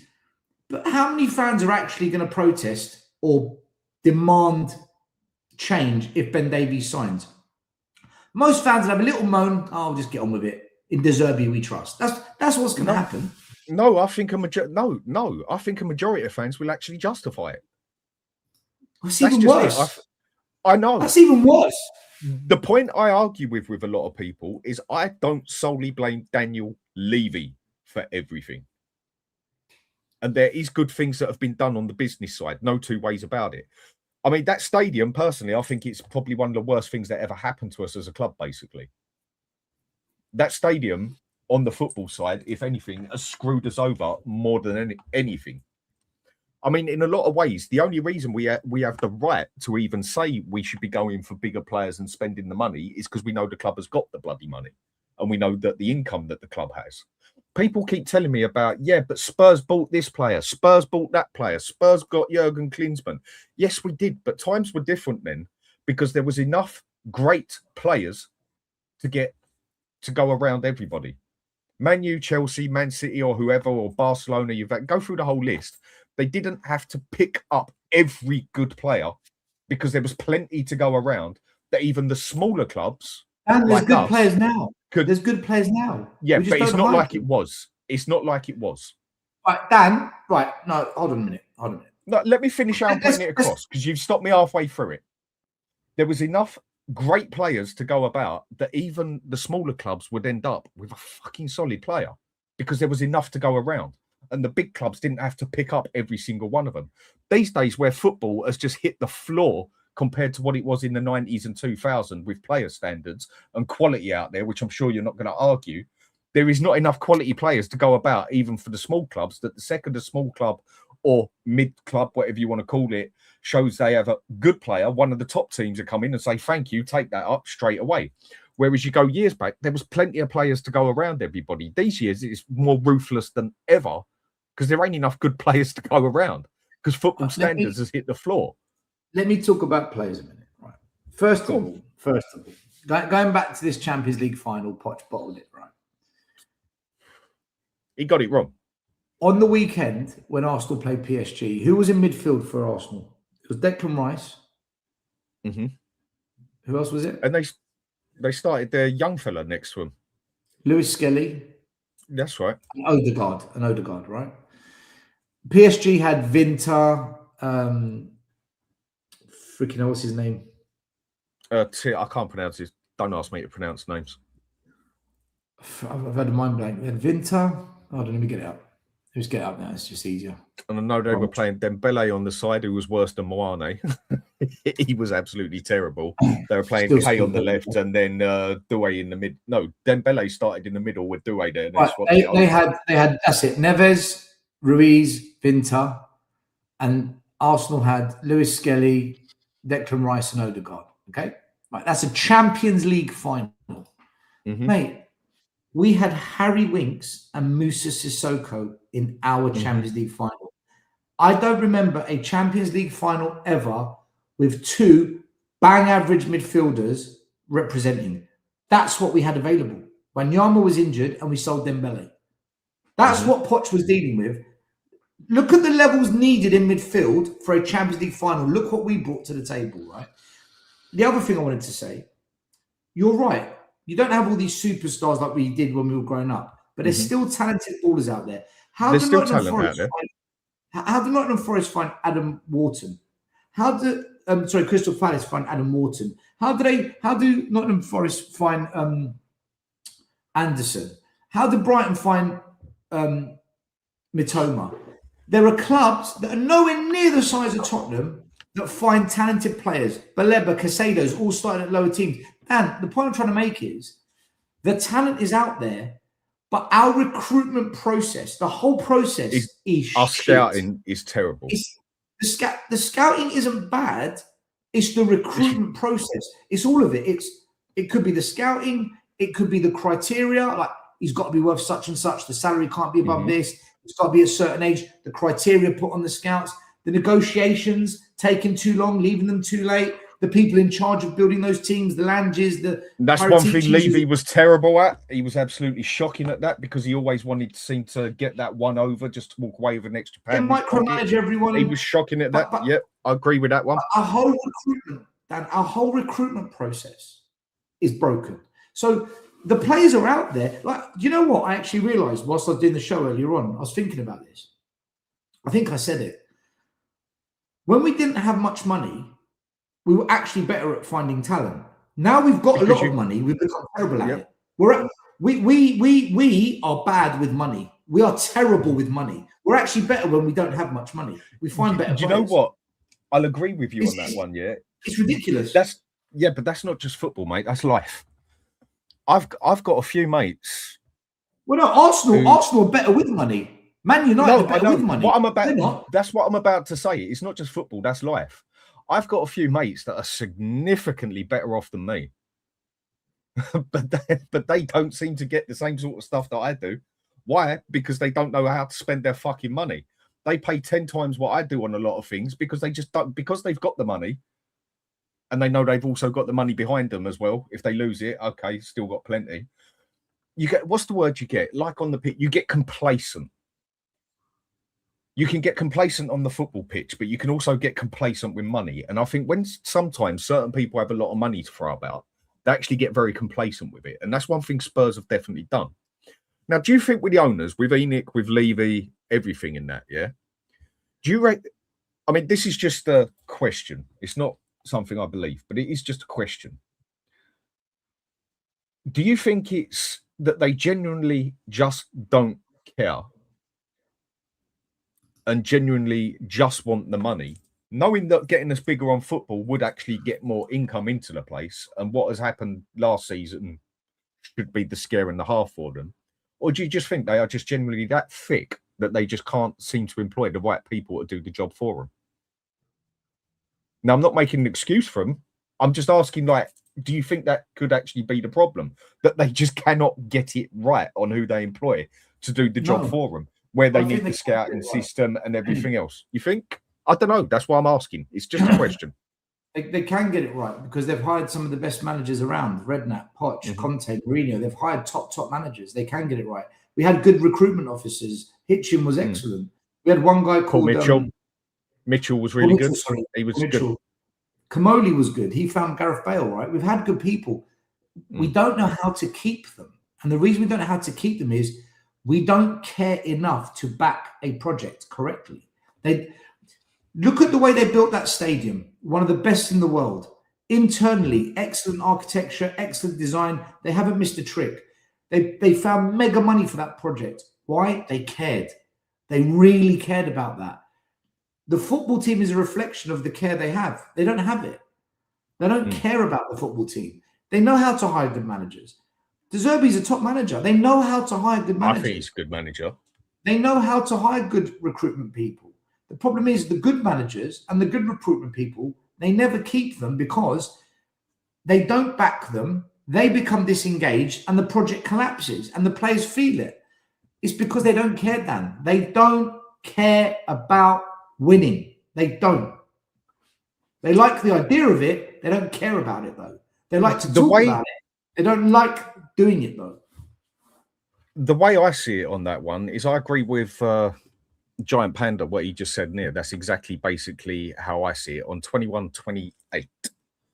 That's pretty much how I see it with them. They've always wanted to keep us close enough to it, but not right on the top of it, because if they start winning consistently and everything else, then it's going to be more expectations and more money and everything else that they need to keep it at that level. I think they've just definitely been a bunch that want to keep it at a certain level to keep the income coming in, maybe even push it so we're in the Champions League consistently, because that's where the money comes from in that aspect. But if you start winning things consistently, then you're expected to do it again and again and again. That is how I basically see it on this one. But I just ask different questions on it. And I also see different sides to it, that there is actually more to it than the football, whether people like it or not. I think these owners are fucking terrible. I don't think they know what they're doing on the football side. On the business side, do you know what I want them to do this year still? What I want them to do is to look at well, that's not going to happen. Not unless someone comes in with some very, very good offer. Like I said, everyone and everything has a price. I know they don't know what they're doing when it comes to the sports side, really. A lot of it is hit and hope.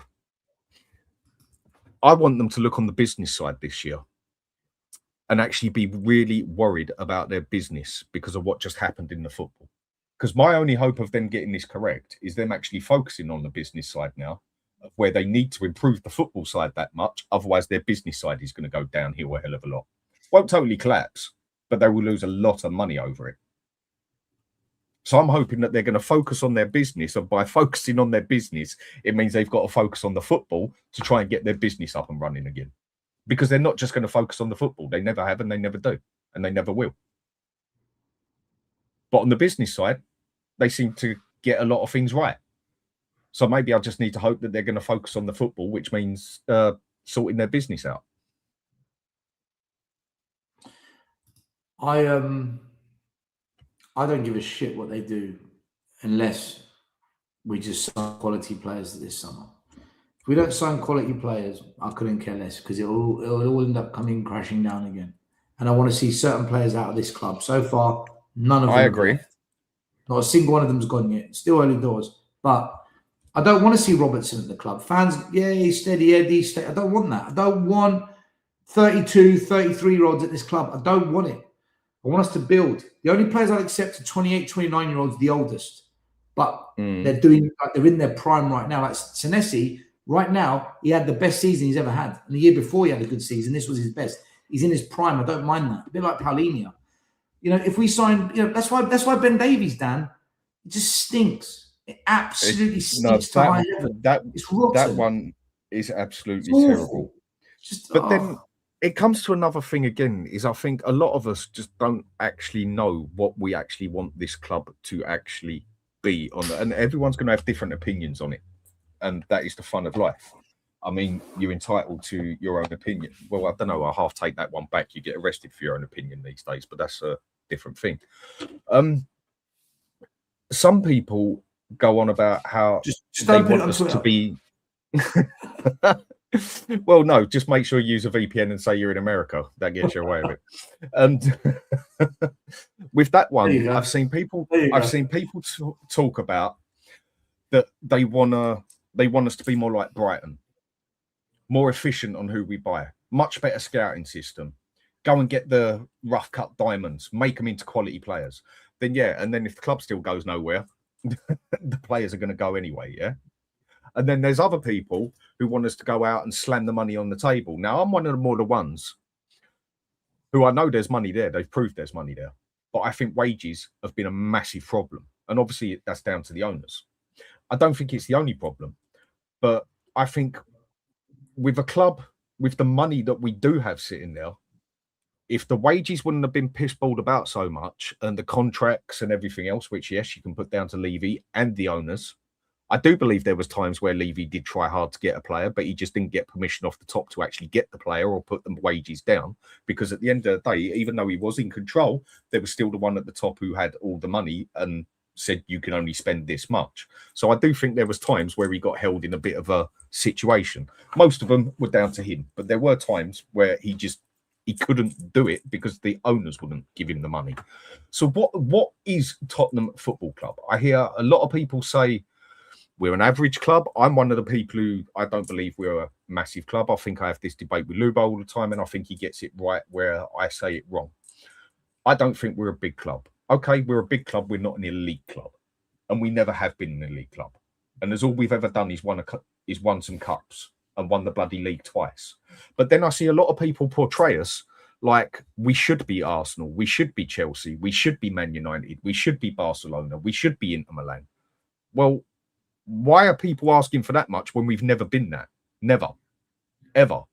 Bar maybe because 2 years, 60 odd years ago. Because we've got the money in the stadium to do it. Right. Why have we got the money in the stadium to do it? Because of Enoch. There we go. So they got something right. They just can't bloody get the rest of it right. Yeah, but that's why fans are fed up, because we were told this stadium was going to do that. Chelsea was smaller than Tottenham. Chelsea were fucking nothing. Chelsea had about a week left before they were going to collapse. They got sold for £1. But what Chelsea did well was the money they did spend, they spent it on quality. They bought brilliant players. They bought Drogba's, Lampards, Ballack's, Terry's, Peter Cech's. They bought proper players, right? And we've got money. Then I don't know if hold on. Is it this one? No, it's not this one. Which one was it? Oh, it's this one. Hey, user, I'm going to come back to your super chat in just a minute. All right, just bear with me. I am going to answer your question. Just give me 1 second.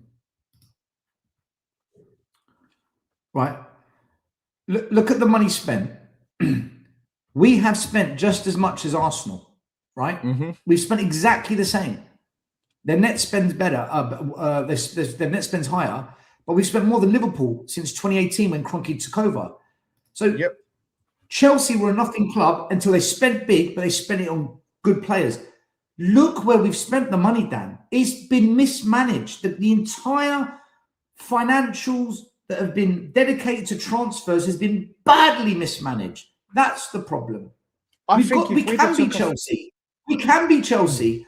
We spend more. We spend big money, but we are awful at it. Let me bring in someone here. Don't know who this is, but Daniel, welcome to the show, mate. Thanks for coming on. Yeah. Hi. Thank you for inviting me. Hi, guys. You are, mate. Hi. Hello.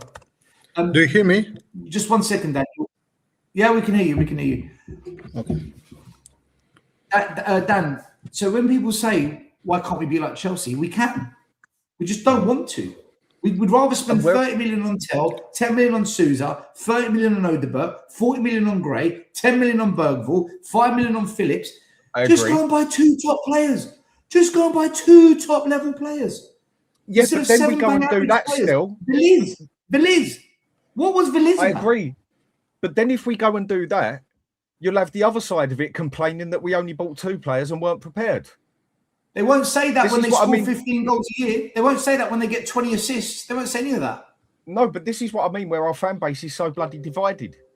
It's so cut up on so many different opinions on it, whereas I see a lot of other clubs, they basically want their club run a certain way, a high majority. Whereas our fan base, again, I go back to the fans, you can cut it up into as much as eighths as you want. And a lot of people seem to want it run a different way, a different style. I was one who said, do you know what? Give me a transfer window where we make 2 solid signings and 1 or 2 for the club.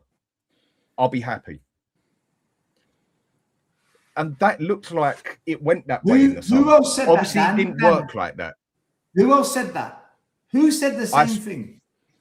I've always said that. Yeah, I'm vouching for myself. Who else said it? Who else? You tell me. Conte. He said every window by 2 players, 60, 70 million good players, and we do it every summer, and then we have a good team. That's what he said. That's how I think it should be done, yeah? You get your 2 quality players in there. We had a manager. I think we also have an issue. If we'd have took 20%, let's say 20%, random number, of the amount of money that we spend on players, yeah, and actually put that 20% over to wages, I think there's a significant amount of players out there we could have actually had. I think we missed out on a lot down to the wage system. I know it's not all down to wages, but I do think wages have been a massive part of our problems. Because at the end of the day, the last I'll say on it, before you bring in the other 2 fellas here, is whether people like it or not. Football is not about love anymore, really, the way I see it. Football is not about loyal players anymore, very rarely. Football is a job now. Yeah, they love their job. But if someone goes and offers them bigger money, there's a good chance they go where the money is. And that is all we have to offer now. If we are going to do anything, we either need a scouting system that can pick out the diamonds, or we need to actually slam the money on the table and say, right, this is what I want. Go and bloody do it. I will pay you this and this. Otherwise, where do we go? And we got to start somewhere. Before I bring in Daniel and Andres, I just want to quickly do this super chat, guys, and then get these chaps to have their say. AUs, I think, for the super chat. Oh, by the way, we can do super chats now. The channel's been monetized. A user says, thoughts on Paulinho delay and possible Senesi hijack. A user, let's wait and see what happens. Let's wait and see what happens, because does everyone here agree that we should sign Paulinho, or is anyone against that, by the way?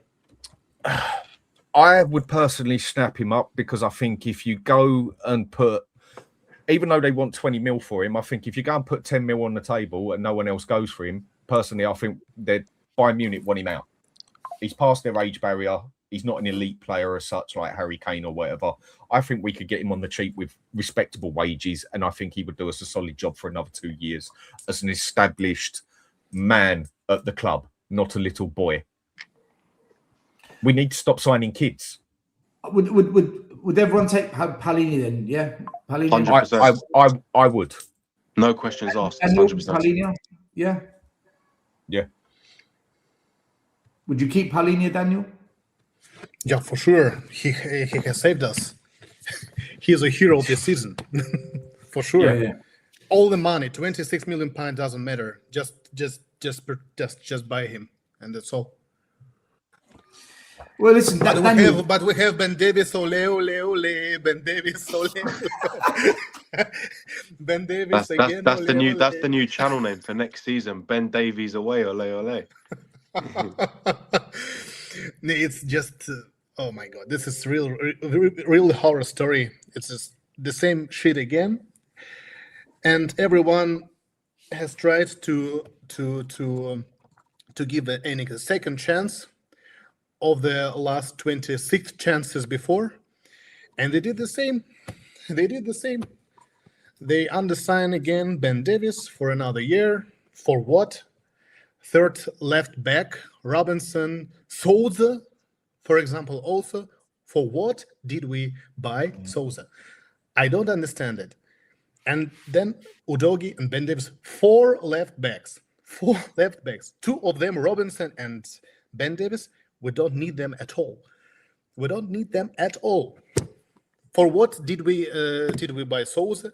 Just to loan him out and this transfer window, and after that, what?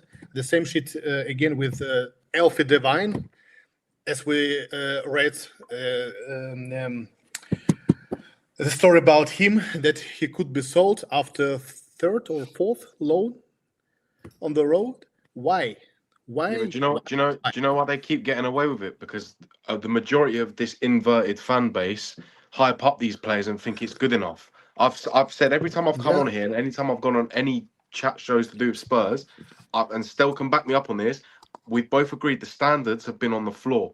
And what we're doing is we're falling for this gimmick that we're signing these young players that are going to be something good someday. All we want is some players that are not, oh, they could be good, they might be shit, they might need a loan before they become good. It's, can we have a player that's just going to walk into that team and grab this team by the scruff of the neck and go, I'm going to lead this team to success? And that's where you put better players around them. And then before you know it, you've got 7 out of them 11 players, 8 out of them 11 players who can then grab this club and drive it forward. Tell Odobert, Saar, Bergvall, Gray, none of them players are going to do it. Souza, I'm not going to bring him into it because the geezer probably doesn't even know a word of English yet. He's been in the UK for what? Not even 365 days. But fans will say, oh, but look at, like, I can't believe that people will be happy going into next season with like one winger signing. Do people not realise that it will be that one signing, Tell, Odobert and Kudus as our winging options? That's not good enough for where we want to be. That's nowhere near good enough.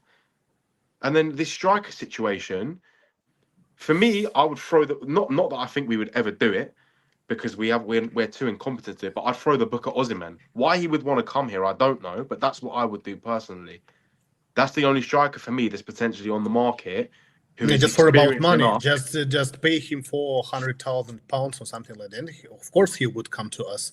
Yeah, but then it's we won't just do about that money. because then what people will say, oh, but then we'll upset the young players and the wage structure. This is this deluded cycle we're in now, that we feel it's like we're like a charity now. It's like, oh, because he's on this, we can't put him on this. So do you think the fans are a big part of the problem? 100%, 100,000,000%. Because we accept so much shit. I'm not saying us because we see it for what it is, but no, when you say us, you mean Spurs fans as a whole. So it's just us. You're right in what you're saying.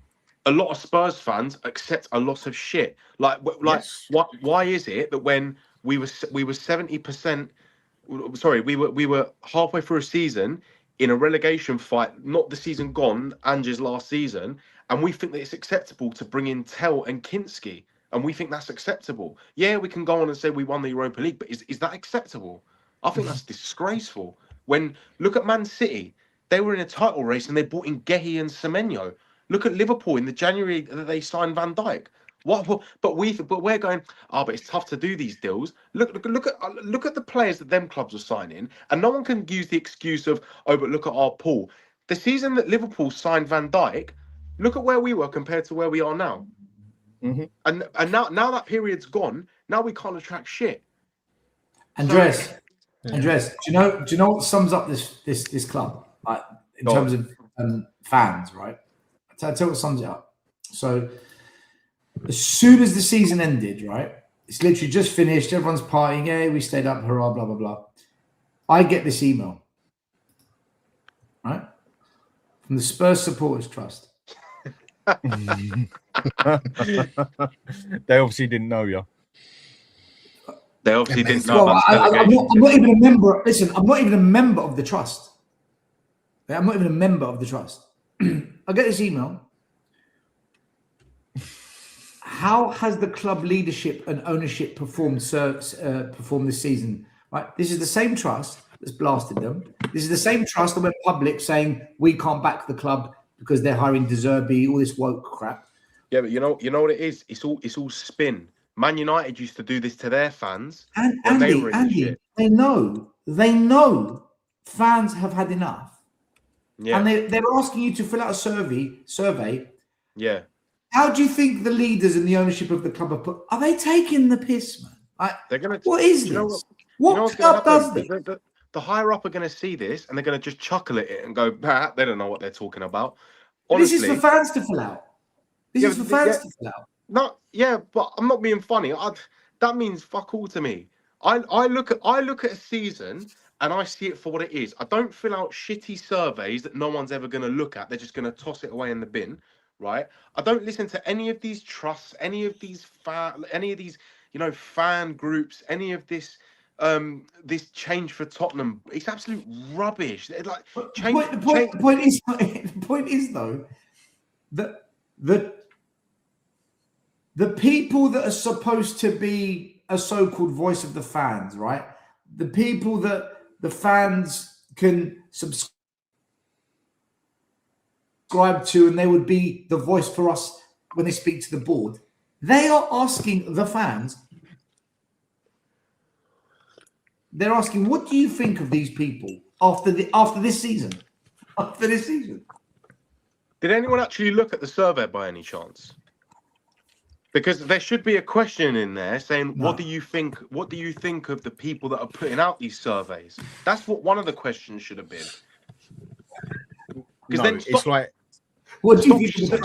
Yeah, what do you think of it? It's a load of wank. All this. Oh, there's going to be like. I'm not being funny. Last season, wasn't there supposed to be a walkout, and then they cancelled it because we scored a goal? What's that all about?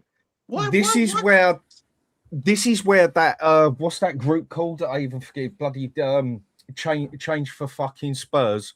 What a bunch of plastic bullshit. It's a load of bollocks. I even changed. My wife had a bloody hospital appointment to have a scan on that day.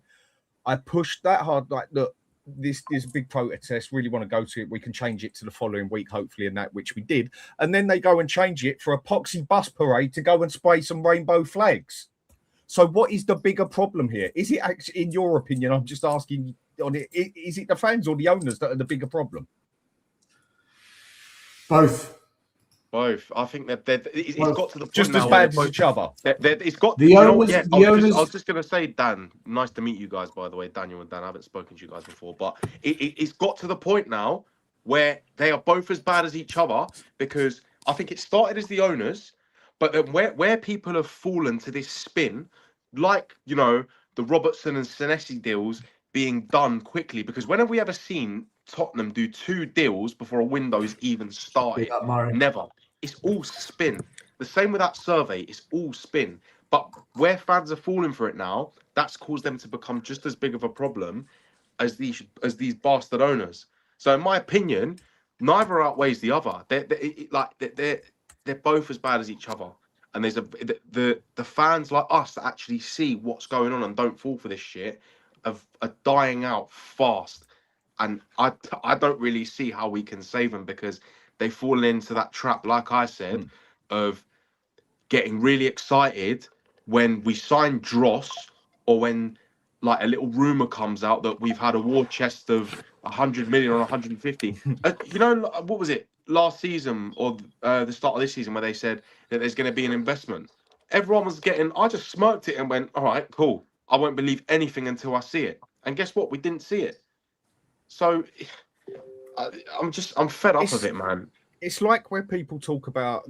I mean, what was it with Ange and that? It turned into a massive political thing, which it pretty much is at Spurs, very political anyway, in my opinion. There, where it was left v right, basically, toxic negativity. But in my eyes, there's also toxic positive, and I think the toxic positive at this club, with a lot of supporters, is what does the job, is what does the club more damage than the so-called toxic negative. Okay, being negative about everything don't help. But when you're too positive about everything and just put everything under the pillar, thinking it'll get better tomorrow and that, next thing you know, the bailiff kicked your door off and he's taking your gold chains off you, along with your TV and your PlayStation. But no. Us Spurs fans, we want to be positive. Come on, got to be positive about everything. And if you disagree with one thing, you're toxic negative. You're what damages the club. If our fan base weren't at war with itself so much, Arsenal lot turned up. They ended up punching each other up. Not the other day. I mean, we all know they did that the other day. Like, good portrayal of England. Well done. But that's that. But when they turned up to complain about Kroenke'S and that, they were fighting each other, and then they stopped, teamed up, and went against what they wanted. Would this Spurs fan base do that? Bollocks, will it? No. Well, you will never see that magnitude of Spurs supporters cause that. I mean, not being funny, was it Man United that stopped a whole entire game of football to protest against? Sorry, Andy. Sorry, Manny. I've got to keep you on mute because there's a lot of bad feedback. Yeah, Manny, I've got to keep you on mute because there's a lot of bad feedback. All right, when you speak, I'll unmute you. Sorry, go on, Andy. I was gonna say, Man United, they stopped a whole game of football because of their owners. We you know what I mean? We could probably get policed by about 10 policemen, and they'd have no trouble with any of our protests. That's how poor it is. And that is true. It's true. He's so bad. We're soft. He's right. We're soft. He's right. We're soft. We are. That's the exact term. We are soft. We are a soft fan We're base. soft. And like you lot said about it being a political party, the protest last season, people were saying, "Oh, we shouldn't have it." I think Stell was talking about it once. He was saying people wanted family zones. People wanted like stands of food and catering. Did Arsenal and Man United have that? What, did they have a fucking food stand in the middle of the stadium when they broke into the stadium, ran onto the pitch? I don't think so. They've done it because they actually know what they want, and all of them come together and have one common interest, that they want to get the disease that's controlling that club out of it. And then they had no choice but to change. Family friendly zone at a program. Yeah, rubbish. For what? For what? Yeah. We lost Stell? No, I'm sure he'll be back. Possibly. I'm sure his internet will kick in again. It's just like it is at London. I mean, go on, go through it. I mean, Murray. I mean, Dan, you were saying something just before Murray came on. What were you going to say about it, mate? Yeah, we've got two Stelioses. Oh God. Oh no, we've got one now. That's scary. Yeah, about fan base, you mean, no? Mm-hmm. What everyone's just saying. You were going to say. I think it's as you all guys said before, we're really a soft fan base. I could just represent from our Russian community. They have the same opinion about this. They told every time that now could Enik just possible be another one. They could invest money in the club, but I don't understand why. I don't understand why they mean this, because 26 years ago, 26 years passed away, and it had been changed nothing. And now we have the same shit again. Yeah, for example, Ben Davies today. This is just a huge argument. Yeah, It's a if huge that's argument. true, that tells us everything we need to know about Yeah. the next 18 months of this football club The and how good it's going to news end is with De though, Zerbi. the good news is it's And- Paul O'Keefe who's reported it. He's wrong 9 out of 10 times. But I saw another article, not from Paul O'Keefe. I mean, from Times or from BBC. They have written the same about this. That he will get another role after ending of career next year. That he can go to like a training staff or something like that. That's why he will be. Then give him a coaching job, contract. Daniel. Don't give him For a coaching job.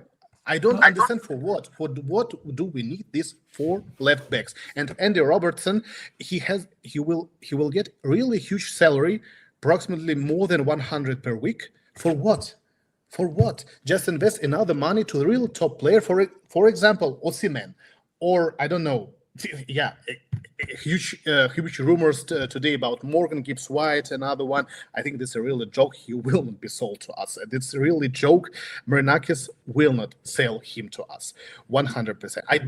I don't believe it. It's only my opinion, of course. But for example, more than 100 per week for Andy Robertson. For what? For what this shit? For what? We have a left back. For example, if we would sell Udogie or another variant, something like this, okay. But Andy Robertson's only not the answer for this. He's 32. He's 32 years old, and he's not so good enough now. For what did we sign him? Just because he's a leader, he will get this leadership into the dressing room. This is really bullshit, guys. This is really bullshit. Last night, I was me and JP, we had a stream, and I was pretty harsh because I call it lazy scouting. I mean, yes, Robinson would be the best thing that we have, but are you kidding me? In the sense that we can't go all out of Europe or throughout the ends of this earth and find a left back or right back who may be 27 or 28 years old to sign. Like, I'm already disappointed. But it's the same Squad thing. depth, Murray. I'm not against it personally with Robertson. Squad depth, Yeah, I'm not I get against it. We will have to sign someone to appease me. So if it's squad depth, I won't complain. But if it's gonna be him starting, I'm just kind of like. So the reason why I joined in, I saw the title of the show, and I won't stay too long. But I'm gonna say this, and I said this before. The Kroenke'S, those guys are not playing, and I say this because of every entity that they have, sports entity that they have. You like the Kroenke'S, Murray? The Kroenke'S show Murray, look. absolute ambition. Oh yeah, I was gonna get to that. I was gonna get to that. You see that team? You see that team that's up top there? The Los Angeles Rams. Yeah. Today, they did in what in America we call blockbuster, a bomba. Let me tell you what they did today, right? The Rams got the best defensive player in the last 15 years in football. And you know, football, you need defense to add to their already loaded squad because they want to win another Super Bowl. They were upset last year in the semifinals to go to the Super Bowl, right? The NFC Championship. And this offseason, they stacked up. They were already favorites to win the Super Bowl, but today they pulled off a huge major trade. Everybody's like, where did this trade come from? How were they able to do it? I say this because when the Kroenke'S first came in with Arsenal, they were putting their toe in the water, right? Because they were getting to learn about the Premier League. They were getting to learn about European football, right? They were virgins. Now, from what I heard, Stan said the other day just the other day after they lost the Champions League, that this is not enough. They got to be better. If they have that same ambition like they have with the Rams, which they do, rival or not, Arsenal is going, they're already a problem, but they're going to be a problem for years to come because those owners, the Kroenke'S, and they don't play. They do not play, and all of their teams win. And so I don't want to bear bad news, but the truth hurts. Yo, they have Arsenal fan base have the top of the line owners. I'm jealous. I mean, these guys, I am as well. yeah. I think it's disgraceful. What the Kroenke'S have done that we haven't done is the Kroenke'S got to a stage where they stopped accepting the bottom end of good. Ramsdale wasn't a bad keeper. They finished second. They finished in the top 4 of him. They said, "Boom, not good enough. Get out the door." They brought David Raya in. We get Yeah. people like Ben Davies, Davinson Sanchez, Clement Longley, and go, "Oh, do you know what? They did all right. Let's give them a 6-year deal. Let's give them a 3-year deal." It's a disgrace. And another thing that's a problem with these fans is they're so quick to turn on a manager, but then when it comes to players, we give them chance after chance after chance after chance. It's always, oh, once this manager's sacked and the next one comes in, this player's going to cook. But then in 6 months' time, the same fan is hounding that manager out the door. If someone's not good enough, what do? You get a replacement in that's better. So why is it with players that we can't do the same thing? What's the problem? We got rid of Frank and then we bring in De Zerbi. And we all know what's going to happen. De Zerbi isn't going to get back properly. So why are you so quick to sack and replace the manager, but you're not quick enough to get rid of a shit player and bring in a better player? Why are we so incompetent at doing that? It's not good enough. This is why we've fallen behind every single other Guys, team. let me bring in Manny because he's been waiting for ages to speak. Yeah, Manny, welcome to the show. Good to have you on. Thanks. Yeah, feel free to speak, bro. Have your say. Yeah, no. I'm just listening. I'll give it my 2 pence when it's time to talk. It's no, I'm just listening to everyone's opinions and I'll give you my opinion when. Now's your time to talk. No, I'm gonna I head mean, off, guys. Big up, Mari, guys. respect. Thank you, Yeah, bro. Mari. Big up. Big up, Ciao, Mari. Spurs Corner. Check him out. The one and only, representing Spurs fans in the USA. Yeah, Manny, just say what you want. Just feel free. no, I mean, what can I say? It's been a rigid season. One that I want to forget. Bittersweet in terms of our survival. Arsenal not winning the Champions League. I think there's a lot of discussions that need to be had in terms of the players that we sign. Having the players ready before the season starts, like you said earlier on. And not waiting for the bargains like when the season started. That's basically it in a nutshell, really. Do you think things will change, Manny? Do you think things are going to change? Do you believe any of the statements that Charrington put out, that the Lewis family put out, that Vinay put out? Do you believe any of it? I'm hoping they do, but like I said, we've heard this record before. I'm hoping now that with this relegation scare that they will finally put their money where their mouth is and buy better players. I mean, I'm echoing what you said. A lot of players that need to go. The Tells, the Odebers, Mawani's got to go and just be replaced with.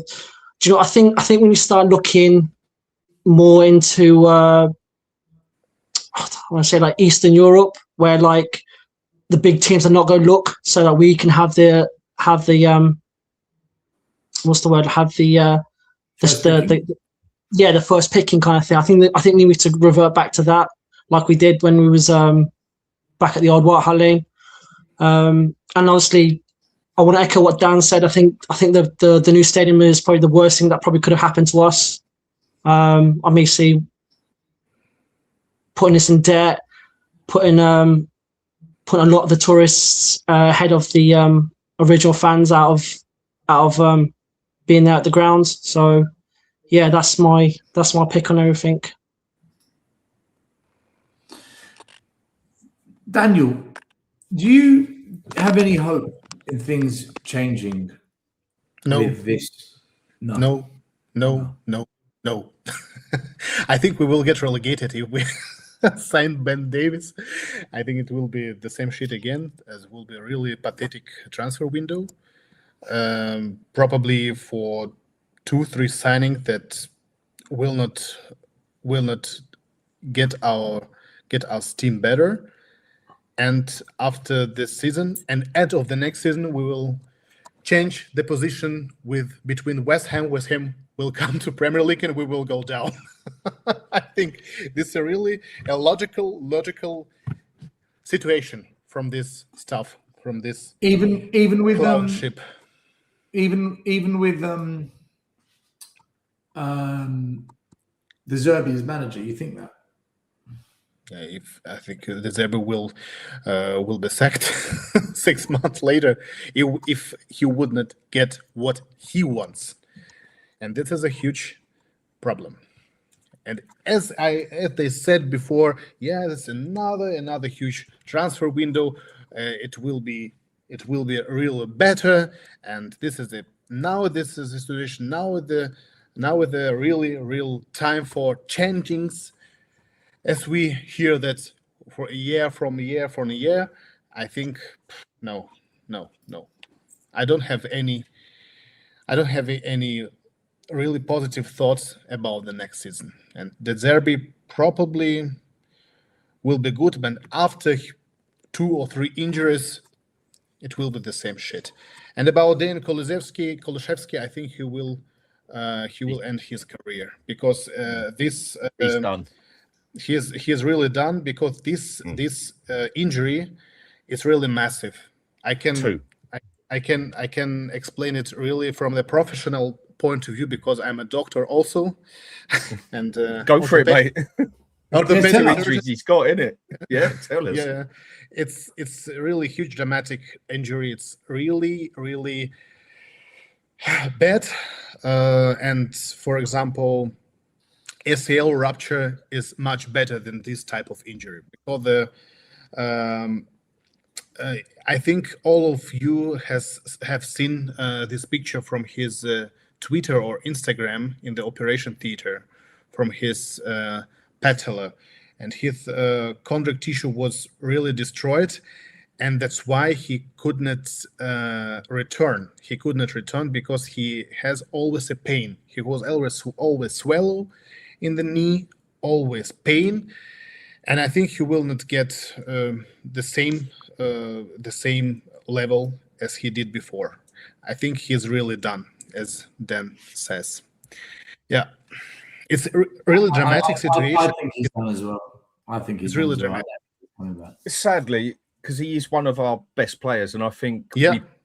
I know we played him totally out of sync for at least a year and a half. About a year to how he should have actually played, even though he did start off really well. But we played another player that we wasted to what he could have actually done. If people actually watched other games in Europe, they would have understood a lot earlier. Like I say, Porro, for me, Porro's got to go, because he's just a waste of a player. He's just getting wasted at Spurs.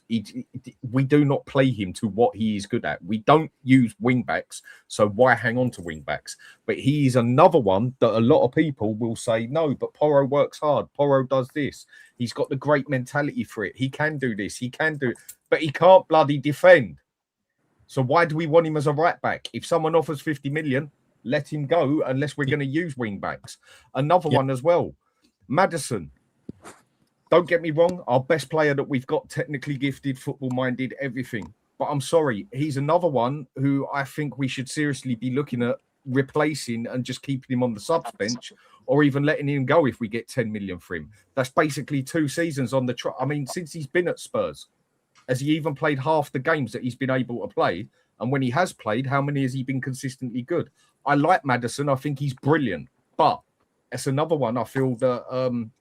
we should be looking at more of a bench player than anything, because I think a 10 is a position we really need to get on, basically. And how much does he left in his contract? I think 2 years. 2, I think it is. Probably it could be auch another good possibility to sell him, but he won't be sold this summer. No one's coming in for Maddison that's going to be worth his or our while in terms of what we're going to be offered. Because like I know obviously he frustrates you, Dan, but we're never going to. He's a great player. We're never going to take 10 million for him. Like I don't know if you were just on a roll there and didn't realise what but we're never going to take. But isn't that part of the problem at Spurs then? Maybe these owners, or maybe as a club and a fan base, we need to accept and cut our losses on certain things, scrape whatever penny you can get out of some of the players to put towards new players. We are not going to get 65 million back on bloody Richarlison. Madison's a top player, right? He gets goals. Excellent. Madison's a top player. The issue with Maddison is there's no point being a top player if you're only available for a third of the season. What's the point? Yeah. The reason Spurs were good when we had Poch is because Eriksen was available pretty much every week. The reason we were good under Redknapp is because the players that he had, the Bales, the Van der Vaarts, they were available every week. If your best players aren't available, there is no point having them at the club. You're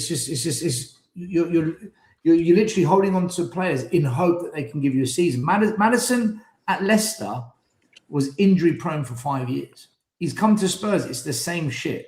If it was me, I would sell Maddison because I'd rather have a player that can play at least 30 games a season. How much would you be happy if we, like, let's say a club come in? What's your ideal figure to take Maddison away? Because we can't just sit here and say let's take our losses because then how can we expect prepared to pay, Andres? Whatever anyone's prepared to pay. I don't expect 5 million. 5 million. I'd let him go. No one's going to give us 65 million for Richie. No one's going to give us 60 for Solanke. No one's going to give us. If someone offered 25 for Maddison, would you take that? I'd yes. I'll drive him there for that. The money isn't my problem, right? I don't care about the money because it's not my money. All I want to know is the money that we do spend, we spend that well. The money that we do have, just spend that well. I'd rather spend 150 million on 3 top players than 8 players where one's all right, one's really good, 5 are potential, 2 are shit. So if we are going to focus on these positions that we need, in you guys' opinion, I think we can all agree we need a new striker. We need a left. We need a left new side strikers. Two new strikers. We're never going to get 2 good enough strikers though. So if you had to pick one player for 3 position, like one player, we need at least that one striker. I think we can all agree we need that one striker. We need that one left-hand sided attacker, ideally a right-footed left-hand sided attacker. And then I'd say we need another midfielder as well. The centre backs. We need a ball-playing midfielder because Bentancur, he's another one who's injury-prone. He's another one. Yeah. He's another one who's injury. We need someone like Dembele, someone like. Really, what we need is a replacement for. See, we had Xavi Simons, but he's fucked as well now. Yeah, Locatelli is your perfect man that we need. Locatelli, Manaconi. But we need a ball-playing midfielder that plays a bit deeper than Xavi.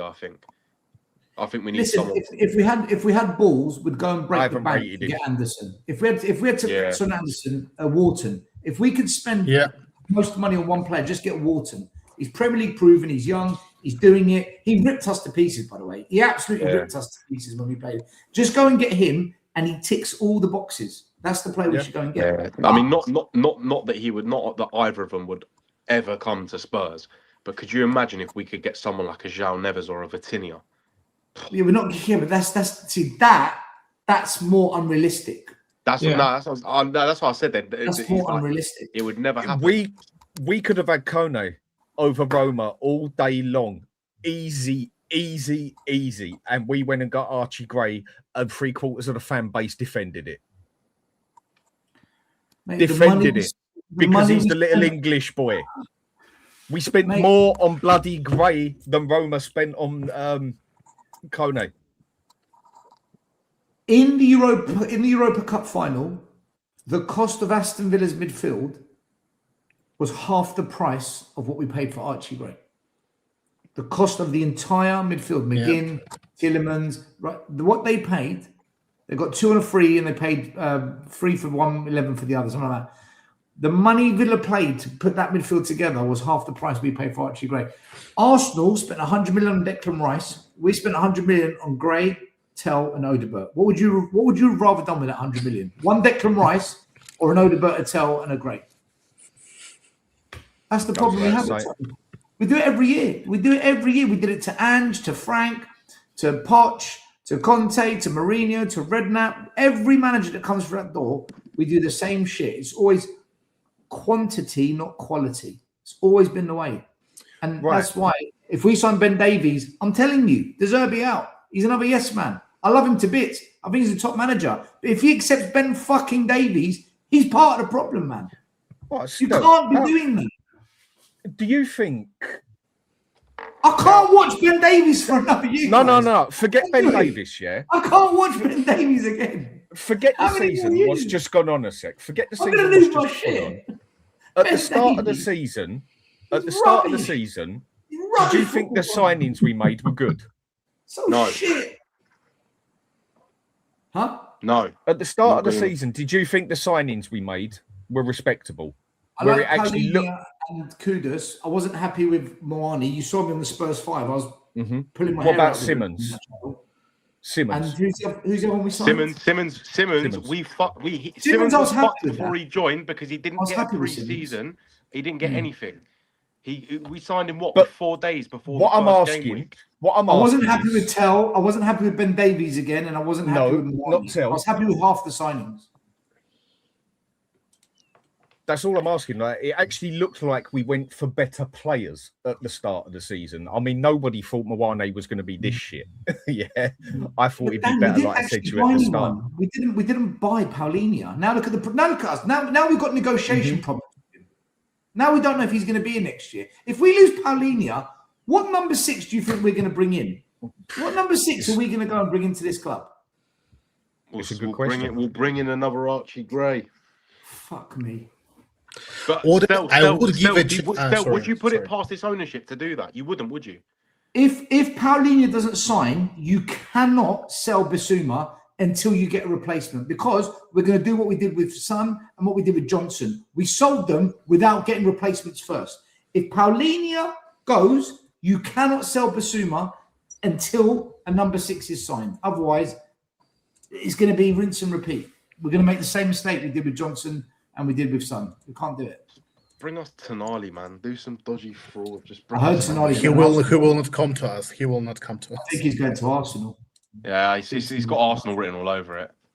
But for what does Arsenal him? They have an Zubimendi. No, because you know what's going to happen, Daniel. Marino or Zubimendi are going to go because they've neither of them been that good this season. I don't buy that Zubimendi's been actually that good this season. He's been bang average apart from that first goal he scored.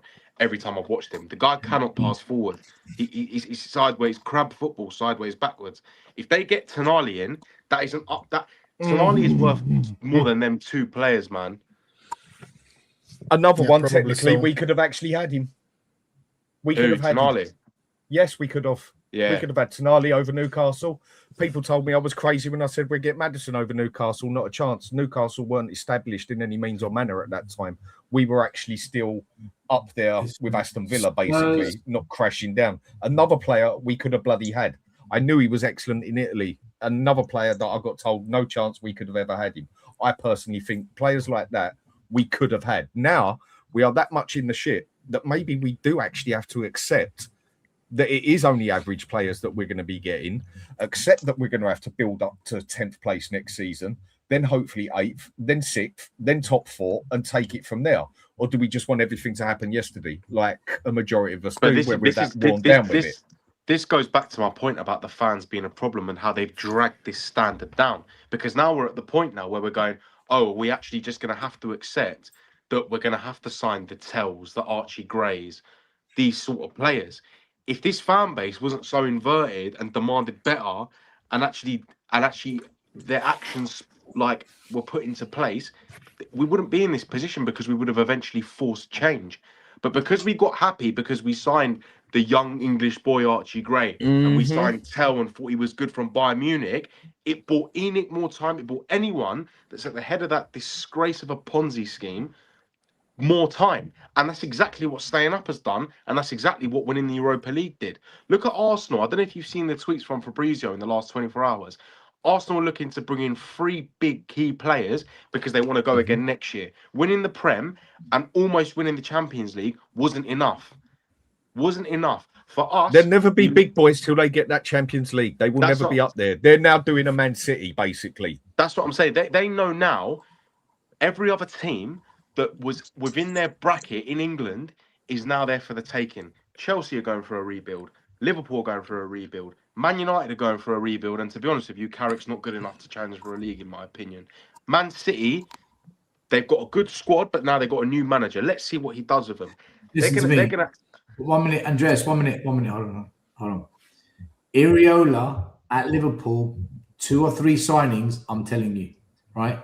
He lost his entire defence at Bournemouth. All of them. Kroenke'S, Hussein, he lost everyone. Lost all the back 4. Yeah. They did better this year than they've ever done before, right? If Areola gets his way at Liverpool, I am telling you, don't sleep on them next season. Yeah, but still, I don't disagree with I you. went to Spurs last year, and everyone laughed at me. So in the summer when we got rid of Van, I said, just bring in Areola then. And then when Bournemouth got to a shaky start, I remember people coming in the chats on the Spurs 5 saying, "Oh, your boy Areola." Yeah, look how the season ended. He's a top manager. He's a brilliant manager. He's a top manager, but he doesn't have any pressure in Bournemouth. Yeah, that's. I was going to say that he had no pressure on him, and also, do you think Like Iraola's Frank. going to get his? Do you think Yeah, Iraola's going to get his way with FSG? I don't think he will. They've just let Konate go with no replacement. They let Salah go with no replacement. They've been run like a shit show. He's got Isak. He's got Florian Right. Wirtz. He's got Ekitike. He's going to turn them into legends. For me, they just need to get a couple of defenders. Kroenke'S, the fullback, made his name under who? Areola at Bournemouth. Areola, yeah. Don't sleep on Liverpool next year. All they need is 3 or 4 players. They don't even need to be superstars. He'll make them. Areola, the reason he'll get time is because he will get them playing the kind of football that the fans want, and they'll back it because the football will be good. This year, the football Liverpool played was shit. Slot lost the dressing room.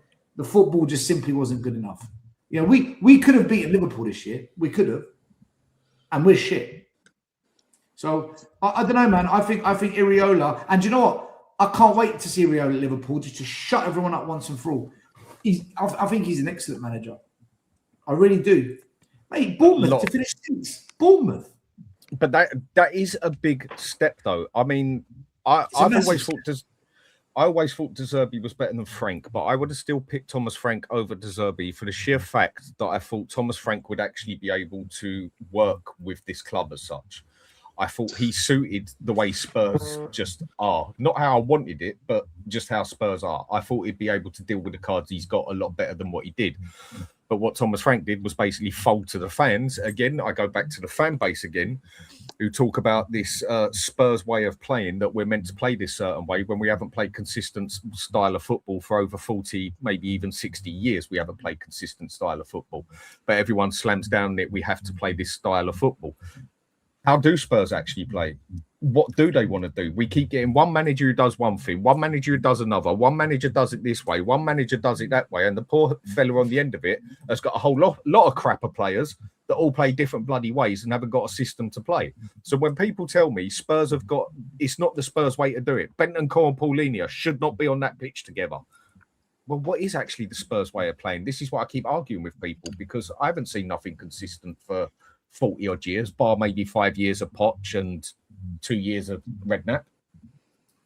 Yeah, me, Stowe, and Scott was speaking about this Spurs way thing, and I think it's bullshit. What is bollocks? We need a whole new thing, because what are we talking about when we talk about Spurs way? What can anyone hear? Or anyone people want to see nice attacking football. Why do you think I told everybody this at the start as well? Ange has won this fan base over in a matter of 2 games. Why? Because he told the players to kick the fucking ball forward. That is all it was, and he won over the whole fan base in a matter of 2 or 3 games. Do people want to win and adapt to modern day football, or do we go back to playing this Spursy way of football that won us a cup once every 10 years. What do we do?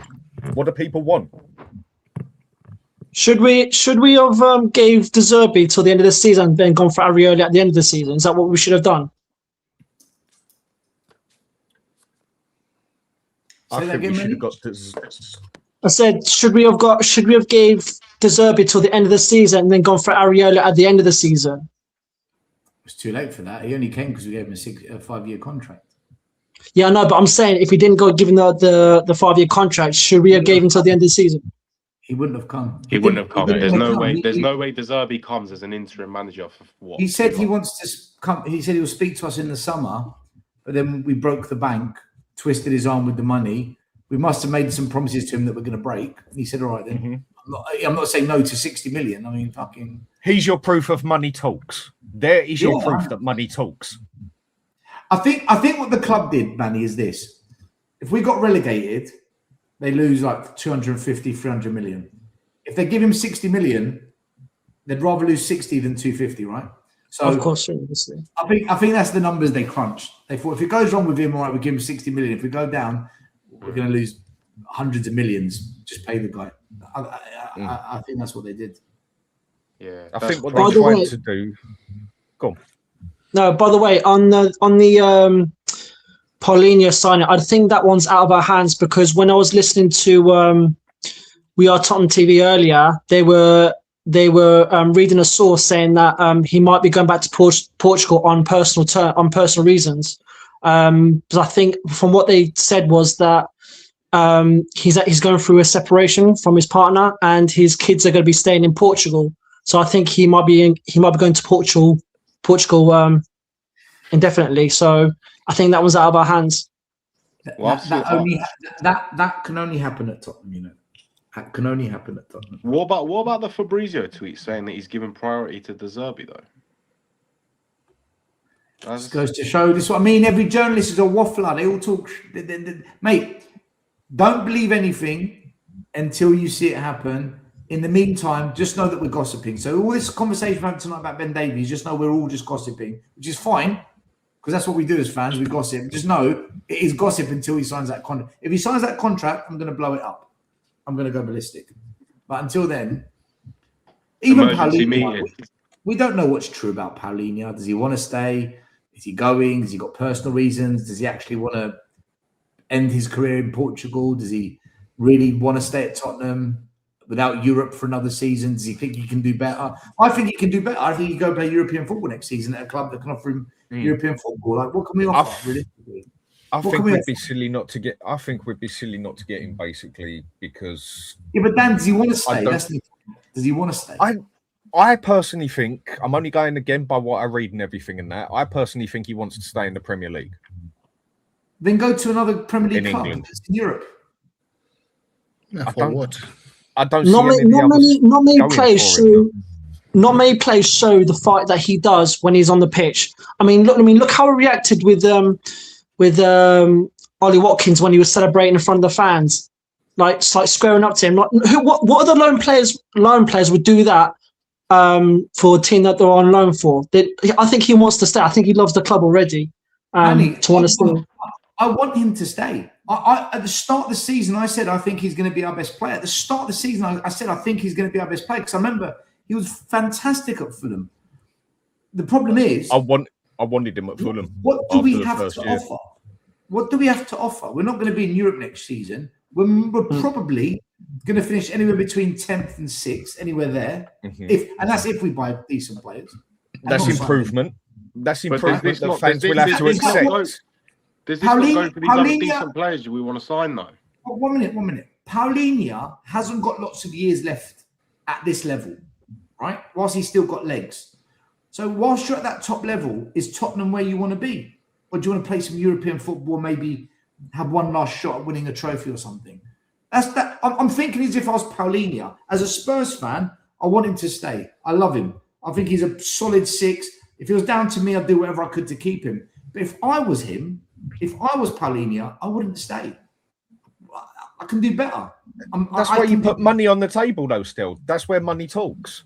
Yeah, this is where wages have been a big problem. You can get a player to turn his head if you got the money. Also, if we actually showed some ambition to it, I know lots of other things go on in that, and if a bigger club comes in for him, we're pretty much screwed. But who else really needs Paulinho out of the top 6? Let's not forget. I mean, if the sources are correct that he is going through a personal separation, I mean, Portugal is only like a 2-hour flight. I mean, surely he can still make it work if it is for personal reasons that he could be going back to Portugal, or if he can stay in the Premier League. You know, so it's only a 2-hour flight from Portugal. It's not like, do you know what I mean? I don't think he wants to fly over here every morning for training. That might be a bit of a jet lag. Yeah. And match day. And match day. We can offer him parades every home game. Get him his helicopter so he can land on the pitch. Yeah. Do what Ibrahimovic done. Yeah. Guys, what do you think about Lancashire and Mike Moore this season? I would personally sell both of Solanke and Richarlison, would buy another really good striker and Lancashire as a second one, and Mikey Moore. For me, he was brilliant at Rangers, and he deserved to be in the main 11th in our squad. Yeah, but the worst straight back on loan. Straight back on loan at Rangers. Straight back on there. The worst part about that is the person that blocked his way into the team is Tell. Tell is excuse me, but Mikey Moore is much better than Tell. Yeah, he is. But do we want to rely on kids? If we're talking about putting Mikey Moore in the team, this is the question I have with Vuskovic, yeah? Slightly different situation. Now, don't get me wrong, Vuskovic had an excellent season in Germany, and he looks like he could end up the real deal, yeah? But do I want to rely on an inexperienced 18-year-old or 19-year-old as one of my main defenders? No, I don't. Put him in there with 4 other defenders, okay, I'm game. Mikey Moore, do I want to rely on a kid to play on the left-hand side where his only experience is up in a league that is ranked lower than our Division 2? Yeah? No, I don't. Do I think he's got potential? Yes, I do. Do I want to go out and buy players like Simmons? No. I want to buy players that are established now and are going to get better. Not players that have played 2 years that you're buying more on potential. Simmons was more of a potential buy. He'd had 2 solid seasons, and you're looking at the 8 years ahead. I want someone who's had 5 solid seasons and can improve over the next 2 or 3 years as well. I don't want to rely on kids anymore. But it's not possible. It's interesting. It's interesting. I'll come into the conversation with Paulinho, and that was an interesting conversation. And then we go back to status quo, talking about the same thing. We're talking about the same thing that we speak about every single year about young players. Again, I just don't know what we just don't learn. We don't learn. Mikey Moore on loan. Bye-bye. See you later. You know what I mean? 100%. Archie Gray, bye-bye, see you later. Dean Marnie was better than him. Harry Winks was better than him, and we still sold them. And Skip was better than him. We still sold them. I mean, we don't learn. We're not learning. I think the argument here at the moment is that is more important for me right now is Paulinho that kept us up. Let's be honest here. He's the only one that kept us up because his goals against Wolves and Everton kept us up. We wouldn't see the light of day. This club's too busy stalling over what 8, 9 odd million. Well, that's why I'm saying we might as well just got relegated. That's the point. Because it's like people looked at me stupid, but it's just like I'm sitting there saying, well, if we're going to have the same conversation that we had a couple of years ago, how many years now? What is the point? In it, we might as well spice it up in the Championship. I just got to that point. It's just like Dan understands what I'm talking about. What Stelios is doing, looking at his pad or something like that. But I can see what he understands what I'm talking about. It's just like it's just I just don't get it. You can do 2 things at once, Alex. I'm listening. I know. It's just like I just don't know what people are doing here. Still showing his very feminine side. I think I'm doing 10 multitask. I just want to keep to the subject because people tell me I don't keep to the subject. You know what I mean? But I don't want to name those names. But the point is, though, yeah, like maybe there's people that didn't turn up last time anyway. But the point is, though, yeah, It's like Alex go back always to brings stage- his other beef to my show, right? Whatever beef it? is going on, he always brings it to my channel. Every time I've watched him, every time I've watched him on We Are Tottenham TV, it's I don't want to mention names, but and then they're like mention the names, and he's like, no, I'm not mentioning. What is it? Hey, by the way, it's box office. He comes on here. He comes on here. Starts talking football. Starts talking football. It's like, right, let me have a go at someone without having a go at them on my channel. Every time. Yeah, but it's box office, by the way. It's not Alex, because Alex is enjoying soccer events. But anyway, my point is anyway, yeah, right. No, it is box office, man. No one deserves the Alex anymore. You know what I mean? But my point is, the ratings killer. Yeah, exactly. The point is, though, yeah, is that I'm just fed up with this. Yeah, I know. But let me just get my point in. It's just that I just think at the moment the main point people that we need to start worrying about is Paulinho. That's the one that I think we need to start sorting out and get that done and dusted, right? And start looking at getting who needs to go out this club. You know what I mean? So we can get some money in, so we can get some good players in. You know, well, and I'm not just talking about. I'm not going to be deluded because we're not going to get the top of the query, aren't we? We're going to have to take a chance like Savinho. We might have to take a chance like Savinho. We might have to take a chance on Rashford. We might have to take a chance on some of these players. It's better than what we got. So, Alex, what do we do then? Yeah, I mean, there's at least, if we're going to add it, even the manager basically said it, that half of this team has to go. I'd be quite happy if we got rid of 8 or 9 players 100%. and bought in maybe 4 players of standard good enough for that first 11. Because I don't think, unless the injuries pain us like they did the past 2 years, we're only playing 1 game a week.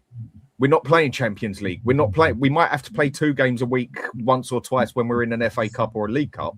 But I think we can actually live with a smaller squad now if the injuries die down. And I'd be quite happy getting 8 or 9 out and 4 established players. I'm being ruthless, Dan. But Dan, I'm being ruthless right now. I ain't got time for it anymore. Right? And the thing is though, this is not me saying it. It's your bloody CEO saying it. Right? Putting his words out and saying, "Oh yeah, we're gonna change. We're gonna change." Well, show me that, bro. You know what I mean? Because I've heard that how many times? You know what I mean? Yeah, because words don't mean nothing. Action means more to me right now. You get what I'm saying? So it's not me. That's not me saying it. They're saying it. They're putting all the statements out. They're all putting all the apology forms out there, saying, "I'm sorry. Well, bloody show it then. The only thing that's changed is the design of the website. Well, that's the point. That's the point.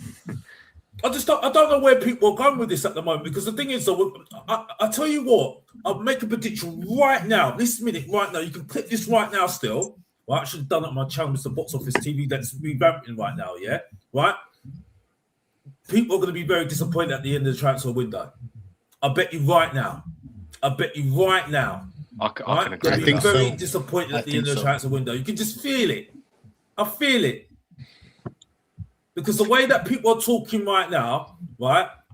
I bet you right now. Because I just can just feel it right now. Because the same conversations are having. Oh, let's just keep Archie Gray and Bergvall because they got potential. No. Right. Okay. If you actually go and look at the stats, Bergvall was one of the worst midfielders in the Premier League. If you actually go and look at the stats, as all he ever done was run forward with a ball. But again, another player that people say he's earned his place in the team. Well, bloody hell, well done. But what do we actually... I mean, realistically, I think we can get 7, 8 players out, and I think we can get 6 players in, realistically. I mean, if you want to be realistic, look what Nottingham Forest done. Look what Sunderland done. Look what other teams done. So-called smaller clubs than us. I think we can at least get rid of 8 players and bring in 4 to 5 players, or 4 players that get in that first team and 1 that you use as a squad. We've just got Robertson, squad player. Fine, I'm happy with that. If we get Sensei, I can't pronounce his bloody name, but you know what I mean. Those players are done. Those players are done. If that's done, then I'm happy with that. That's 2 freebies.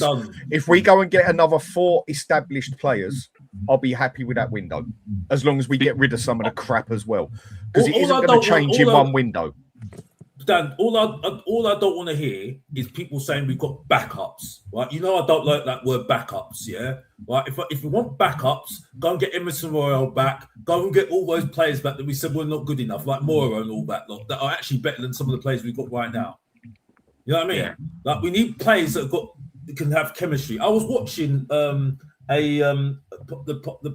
previous game, was it the previous seasons, and I watched the team like Mourinho's team, yeah. And I didn't even like that team, to be honest with you. But the only players that made them like everybody up was Harry Kane and Son, because them two had chemistry, right?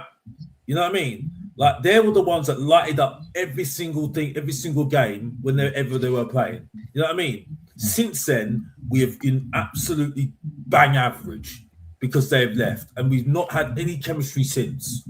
You know what I mean? And I'm hoping. I'm not putting too much pressure on Deserve, because he's not a miracle worker.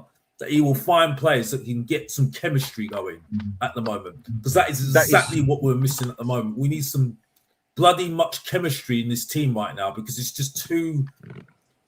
It is a massive thing we miss, and Maddison is the only ones that actually gives us any chemistry, and maybe now and again Simmons, which I must admit I have not been impressed with any means or manner. I just haven't been impressed with him, but we do need that. But I would be quite happy now.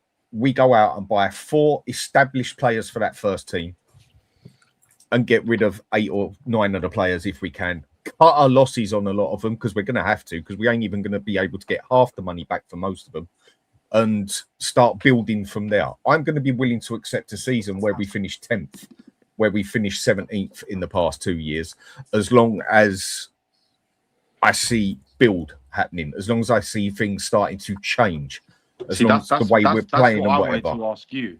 I agree with what you're saying, and I don't want to nitpick, but do you trust this hierarchy to do what you're saying, where we get 7 to 9 players out and bring in 6 who we're going to sit there and go, okay, yeah, we're happy with?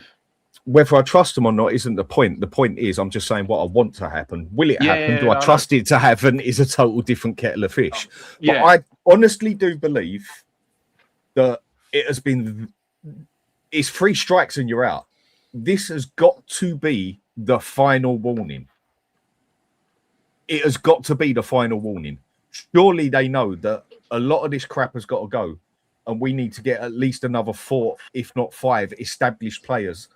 And we don't need, if it doesn't come down to the same injuries which we had last year, because we got to admit, injuries did screw us over a lot last year as well. And that's not an excuse. It's just injuries did fuck us right over. But we won't need the same squad size that we've needed for the past 2 years, because we're not going to be in Europe. We're going to be playing 1 game a week, bar an FA Cup or League Cup if we go somewhere in that. So I think we can afford to get rid of another 8 players and bring another 4 in, which will make it 6. Goalkeeper, I think, is something we definitely need. But again, there's my point again. Kroenke'S goes and has 5 good games. Don't get me wrong, quality saves. All of a sudden, we've got our replacement for Cario. We don't need a goalkeeper. There's the sentimental Spurs fan base for you again. You know, straight away, love him off because he done a couple of saves and whatever. Well done. Is he good enough for a bloody first choice goalkeeper in the Premier League of where we want to be? I don't think he is yet. I think he needs more experience. We need that bloody midfielder who can hold that game and run that game. We need that left winger definitely. We need that striker, but I think desperately we also need a number 10. Could we go out and buy a right winger and stick Kudus as a 10? I think Kudus would do a better job as a 10 than Simmons personally, because I don't think he is a 10, not for the Premier League. I actually think we got Simmons in to replace Son, and then Maddison screwed up and it all went tits up from there. Because if you actually check Simmons in Germany, he played more on the left and scored more on the left. Was only a couple of games, but played in a bit of a Son style, but with a bit of playmaking to him as well. So we've got a bit where we can spin it around. But again, that's just opinions. I think we need to get rid of half. Romero, for me, another one. Fans have loved this fella off so much because he's won the World Cup. He has been, in my opinion, he has been the most overrated, underachieving player at Spurs. He's so inconsistent, it is unreal. On his day, as good as 9 out of 10 out there. Sadly, he only has that day once every 10 games or maybe twice every 7 games, and then He's crap, useless, makes dickhead decisions, terrible captain. He's one. Give me 35 million, baked potato, mate. See you later. He's gone. He's one of the first I want to see out of the club, personally. But again, you'll have a lot of fan base say, but he's won the World Cup, but he scored goals for us. Yes, and look how many times he's fucked it up for us as well. He's another one that I want out, but another one the fan base have totally loved off him for about 3 years when there's really been nothing to love off.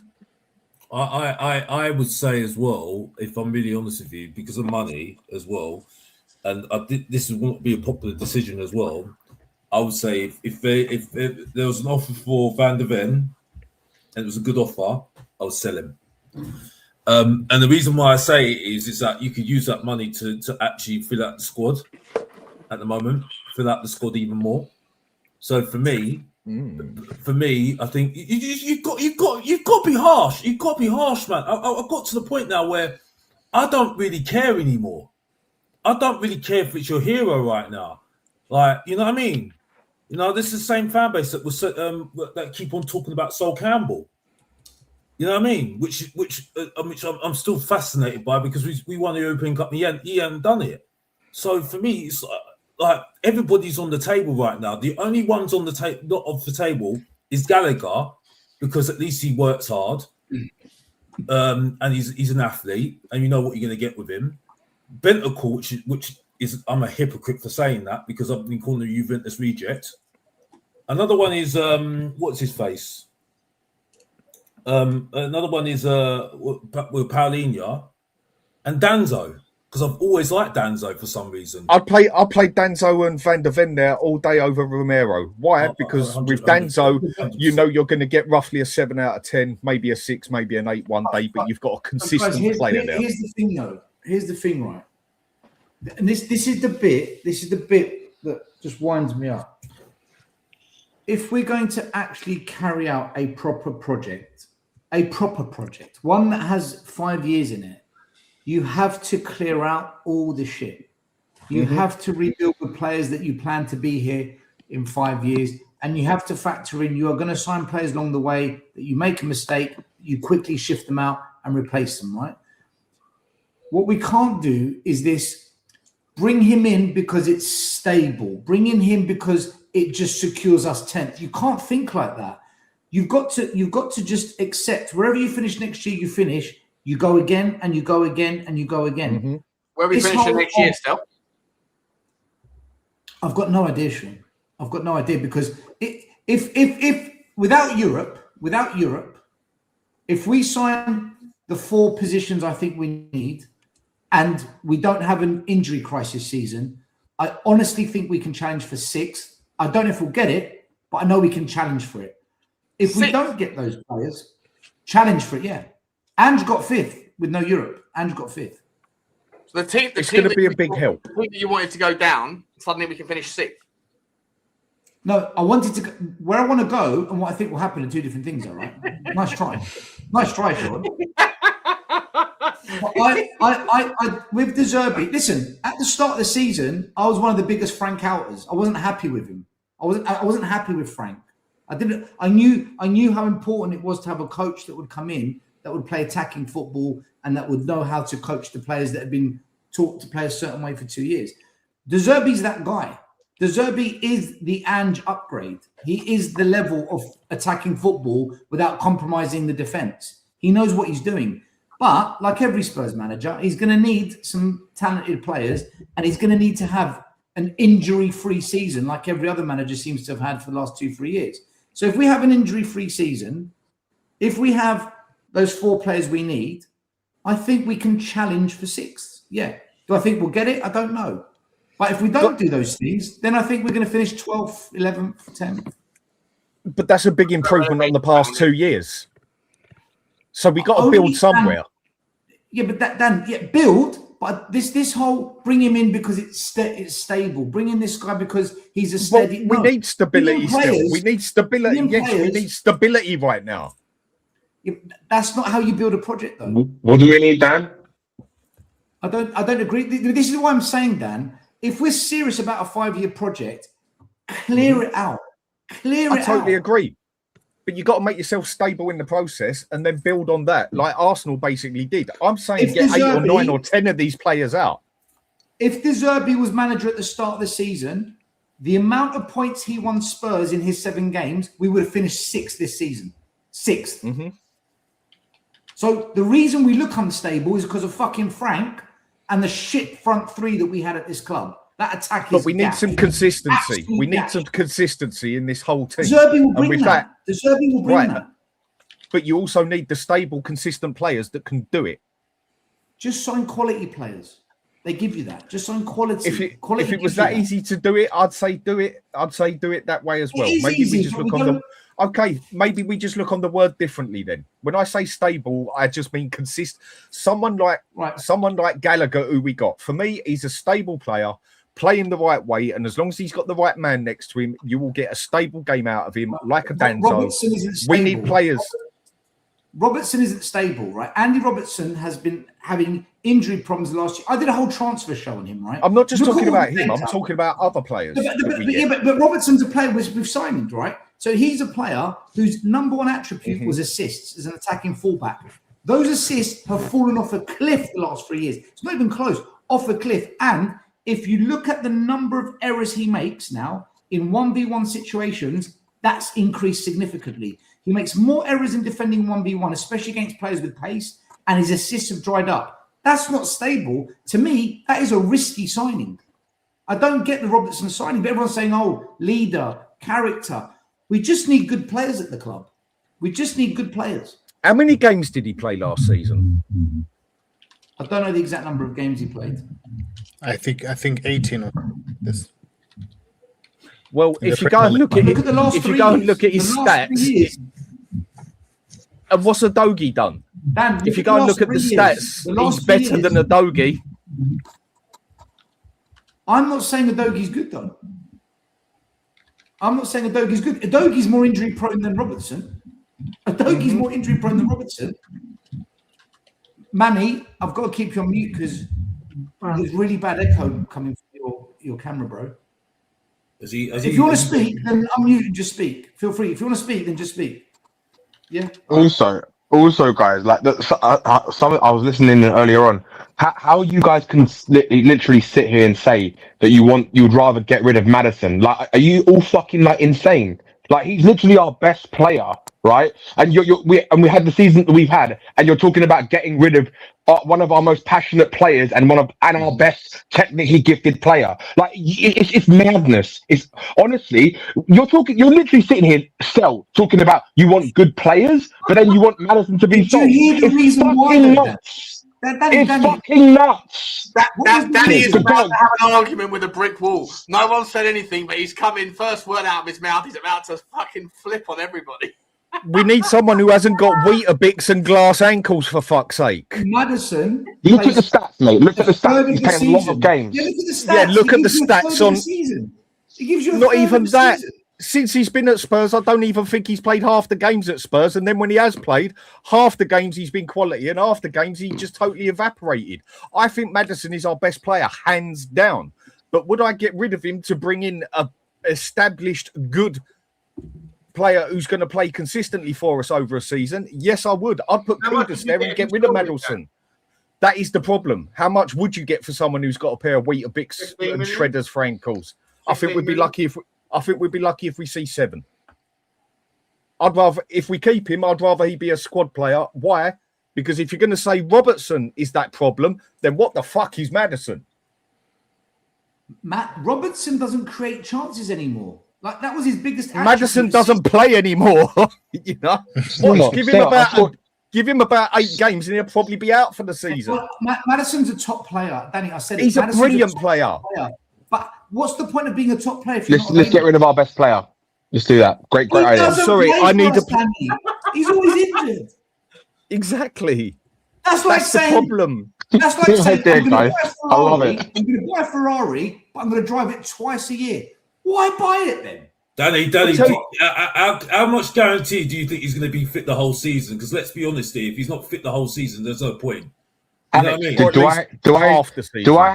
Do I have a crystal ball to tell you but if that's he's the going to point- be that's the injured point or that not? man's making. That's the No, point mate. Yeah, no, I don't have a fucking crystal ball. but Danny, you're having a go at us. No, by the data you've got, then, Danny. I'm not having a go at anyone. I'm just saying it's just delusional. You're having a rant saying about that we're being silly, but You're saying here contradicting yourself. That's what you're doing. That's what's crazy. That is the crazy. No, we're not. That's the crazy thing. No, we're not. Oh, we need good players, but let's get rid of our best players. Slow down. It's stupid. No, slow Where's the down. fucking logic? Dan, go and have a hot shower. 1 second, Danny, 1 second. We need let good the steam players off. that are available. We need Then they good say players that I that go are available. bloody hell. If you're not available, what's the point? Wow, man. I mean, seriously, Dan, anyone who think you need a fucking sanitary towel the way you just went there? Let me tell you what this guy's doing, right? Danny's basically saying, I want the fittest bird on my arm, but I'm never going to bang her. Yeah. I think that's what's happening. No. I think that's what's happening here. What is the point? That's the opposite, mate. What is the I'll have the fittest girl and then bang her and then get rid of her. Yeah, because she's broken after the time you've banged her, mate. So there's no point on keeping it. You've been there, done it, got the storybook. Go get a fresh one. I want a 10 on this arm. I want a 10 on that arm. They're going to sleep with each other, and I'm just going to watch. Yeah. If any ladies are listening to this, we appreciate everybody. Yeah. If any ladies are listening to this, we appreciate everybody. No, Alex, I'm sorry. It's got to have technique and tactics, mate. Just to be absolutely clear. Dan knows. It's Lewis's show, just so we can just clarify. Yeah, but you got to have tactics and you got to have technique. Oh my God. It's like Madison then, isn't it? Tactics and technique. Yeah, I get you, but come on now. But if we've got the player that's got the technique and the quality, but he never fucking plays for us, we might as well give Kulusevski he made a difference in this running, and so did Kinski as well, and Bentancur. Those players made a difference. Don't stop with They did. One. Alex, stop being an idiot, right? And actually look at the actual saves that Kinski made, and he fucking kept us in the league. Okay, yeah, but I understand. No. There's no arguing. There's no arguing. Hang on. Danny, Who kept us Danny. in the league? Yeah, but Danny, that doesn't mean that he's number one, though. We still need a better goalkeeper, right? He had 5 good. Was it 4 or 5 good games? Did he have 5? I think it was 5. 5 good games. We can't just give him the number one just based on that. Come on now. Thomas Frank had plenty of opportunities to play Kinski this season. He chose not to. I'm just saying, the manager decided to go with Kinski. Yeah, but hold up. If De Zerbi had come in and Vicario was fit, he also would have played Vicario. Because he can't play out from the back. He would have gone with Kinski. No, he would have played. Shaw's right. You don't know that. The only reason Vicario played Kinski was because Kinski was the only one. Vicario got injured, and then Kinski took his chance. That's a convenient hook, but I think it's a fact. No, but I think that if De Zerbi was here at the start of the season, within a month, he would have realised, I can't play with this guy in goal. I need to play with Kinski because he actually knows how to distribute the ball, which is the way I play football. De Zerbi spent the entire 5 weeks reminding everybody every time he was asked that Vicario is still the number one. Still, the only reason Kinski was in the goal was because when De Zerbi got here, Vicario wasn't fit, and in that period, Kinski did a good enough job that by the last game, which was the first game that the Vicario was back and optional again, De Zerbi said, I've got to keep... And he had to go and explain himself to it. He actually said, I had to go and explain to Vicario, and Vicario took it well. So let's not pretend... De Zerbi also praised Richarlison at the end of the season. He would no way in a million years have been given the chance had either De Zerbi, Tudor, or Frank had Vicario been... I think De Zerbi would have played Kinski during the season after a couple of months. Would have realised, in my opinion, with all due respect, deluded. I agree. What it comes down to, it's basically down to the injuries. You don't just say you're deluded without me having a comeback. What are we doing on my channel? I didn't interrupt you. Anytime you want. You can call me deluded. I'm going to come back at it. You're telling me if De Zerbi was the manager at the start of the season, watching Vicario passing the ball to Fulham for an assist, remember that game? Passing the ball to every other team for assist. De Zerbi's not going to look at that and say, right, do you know what? Fuck this. Kinski, going goal. You're No. telling me that wouldn't have happened? No, because De Zerbi said No You're chance. deluded. No chance. No You're chance. deluded. in all of that the entire season. And when De Zerbi came in and Vicario was injured, he was asked several times, Kinski's in goal. What happens when Vicario gets back? And De Zerbi said, Vicario is my number one. Yeah. Why don't you ask everyone else on the panel still? See what they think. De Zerbi, I will, but He doesn't want to do that, also said Danny, at because the he end of knows the answer is going to be unanimous that Stelios is Yeah. deluded. Yeah. Well, I'm sorry if I'm that good. I mean, it's not my fucking fault, is it? I'm blaming me for that. But, Oh, Well, I'm sorry. obviously, you're not that fucking good. That's why you do YouTube like the rest of us. good at what? Hold on, good at what? I was talking. What were you talking about? I know what I'm talking Well, I don't know. about. I don't know. It depends. What are you suggesting I'm talking about? There is no way a manager like De Zerbi would have stuck out with Vicario. Saying, listen, I've got this saying. Don't look at what they say. Look at what they do. Right at the end of this season, De Zerbi praised Richarlison, and I'm like, are you taking the piss? Like, Basically, stick lipstick on a pig and it's still a fucking pig. mate, De Zerbi, listen, I believe De Zerbi knows what's what with this squad. He's had him for 7 games. He's had him for a number of train sessions. He knows what's what. Now, what actually happens is a different story because I don't know how the transfers are going to work, whether he's going to be another yes man, whether he's going to be a puppet, or whether he's going to blow it up like Conte if he doesn't get what he wants, or whether he actually gets backed, whether we actually have a manager that gets backed for a proper project. I've got no idea. What I do know is, in my opinion, and call me deluded, fuck it, why not?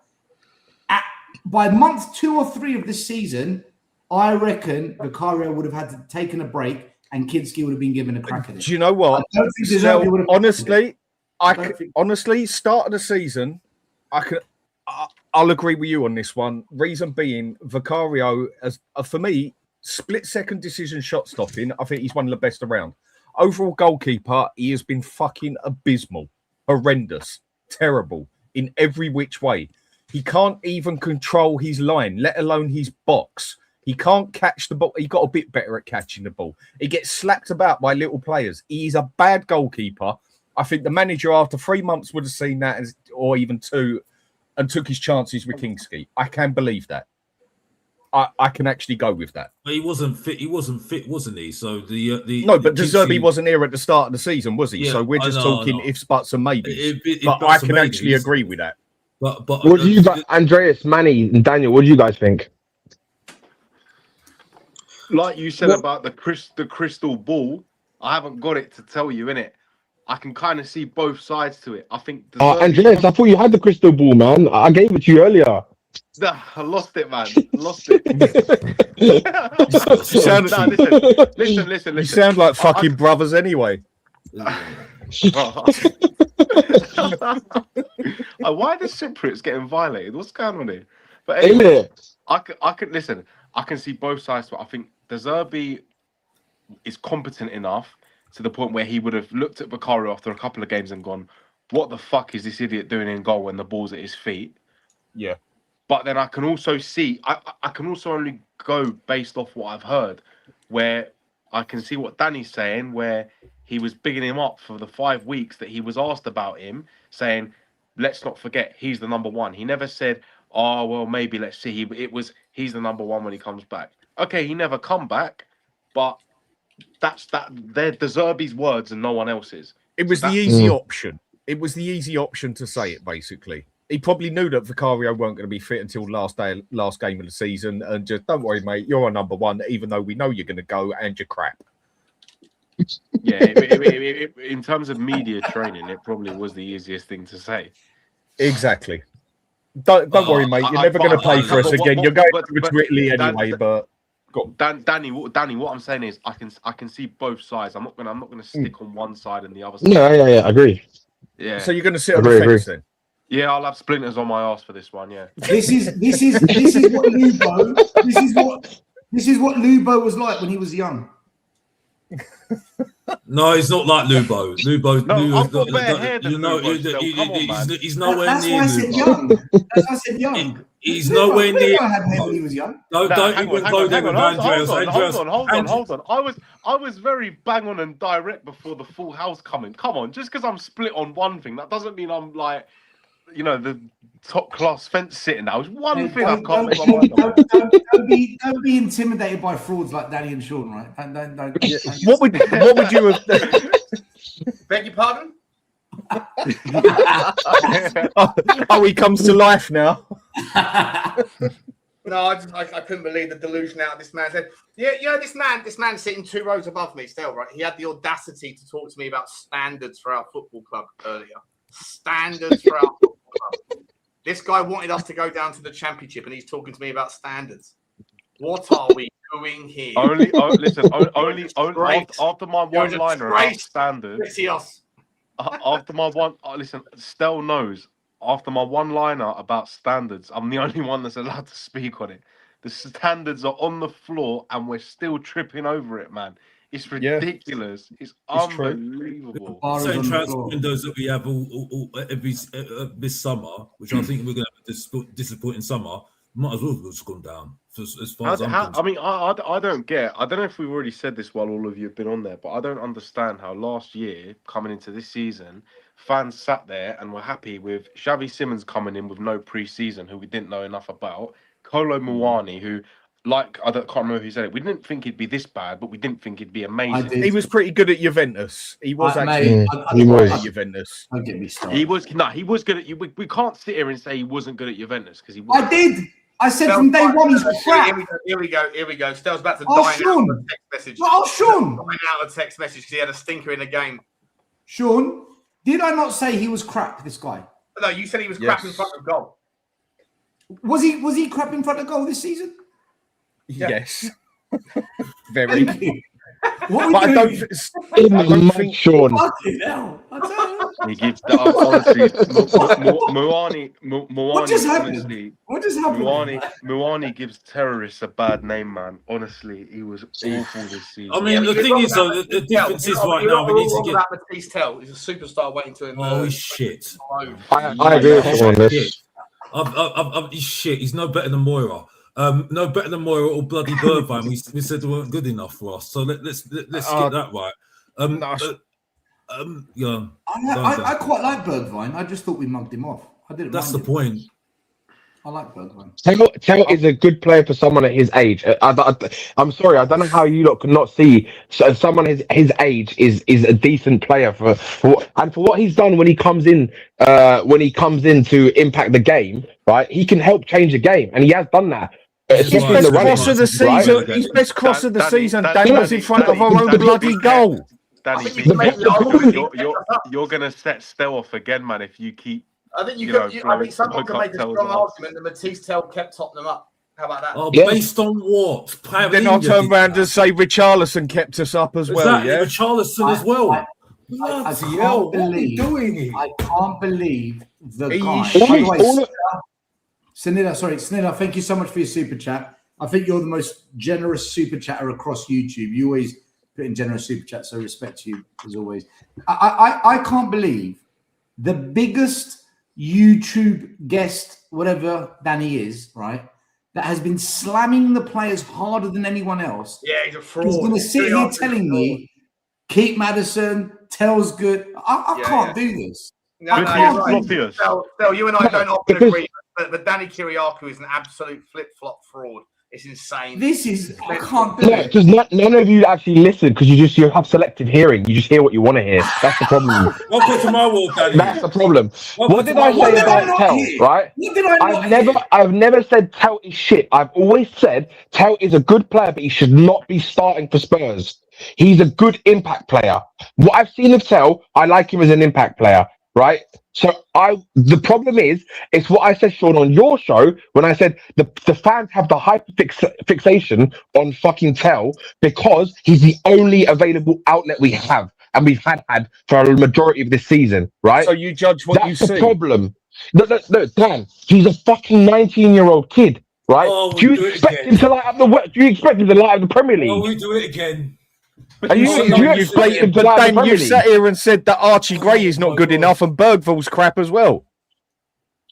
Archie Gray is. I've said Archie Gray is a decent player as well. Again, But you he's said not he a player. shouldn't be at Spurs and a waste of money. I said, what did I say? No. I said, Dan, he should be on loan. He needs to be on loan. Then where should Tell be? Archie Gray shows more than I Tell. think Tell should be in the squad. What do you mean? wow. They're two different fucking players in two different positions. Danny, when did you say all these players were decent? Have I missed like a whole season or something on YouTube? No, still, it's just that time of the month, mate. This is what I'm saying. What I'm saying. This is exactly what I'm saying. It's like lunacy. It's lunacy again. It's like again. We say this again. It's like we just got out of, we just got out of relegation, right? Never mind. Yeah. Okay, well, forgive me. It's a Monday night. Forgive me. Anyway, moving on. But the point is, though, yeah, you know, he means lunacy, right? You know exactly. It's a Monday night, for goodness' sake. I get the new word. Monday night, for goodness' sake. That's our new top summer signing. 10 past 11 in the night. Lunacy. Lunacy. My point is though is that we're having the same arguments. What do we want? What do we want as a football club to improve and make sure we're not in this situation again and actually compete, or are we going to be just doing the same things we did this season, last season? You know what I mean? With the same players, because you can't complain about the manager then, can you? You know what I mean? Because all I'm hearing is about Thomas Frank, saying that Thomas Frank was rubbish though. But then we saying that the player's not good enough. What is it then? What is it? Because I'm getting fed up with us saying, oh, we need to keep Tell because Tell's young. We need to keep Gray because he's young. We need to keep Berbat, he's young. So where are we going to fit these quality players in that we need to get in the club then, Danny? That's the point. I'm getting Alex, again, selective hearing. I have said all of those players should not be starting for Spurs. Like what what's the point of it being in the squad English? What's the point of being in the squad then? No. Oh my god. This is like it's like talking. It's like oh my god. You're not getting away with this. You're not getting away Alex, with this. are you gonna let me? Are you gonna let me finish my point, or are you just gonna waffle on? Okay, go on. Are you gonna waffle again? You're gonna waffle. No, go make your point because I've got something to come back on you. These players should not be starting for Spurs. I am speaking English, right? Listen to the words I'm saying, my friend. These players should not be starting for Spurs, right? Players like Archie Gray, right? Either he's going to be a bit part player or he goes on loan to a Premier League club. I've said this so many fucking times this season, but people you don't want to listen to it, right? Because you hear what you want to hear. What Premier League right? club, Dan? What Premier League club? I'm not again, Dan. I don't have a fucking crystal ball. Do you know what Premier League club, Dan? Do you know what Premier League club? No. You don't, do you? You seem to have an opinion about everything, Dan. So who is your opinion?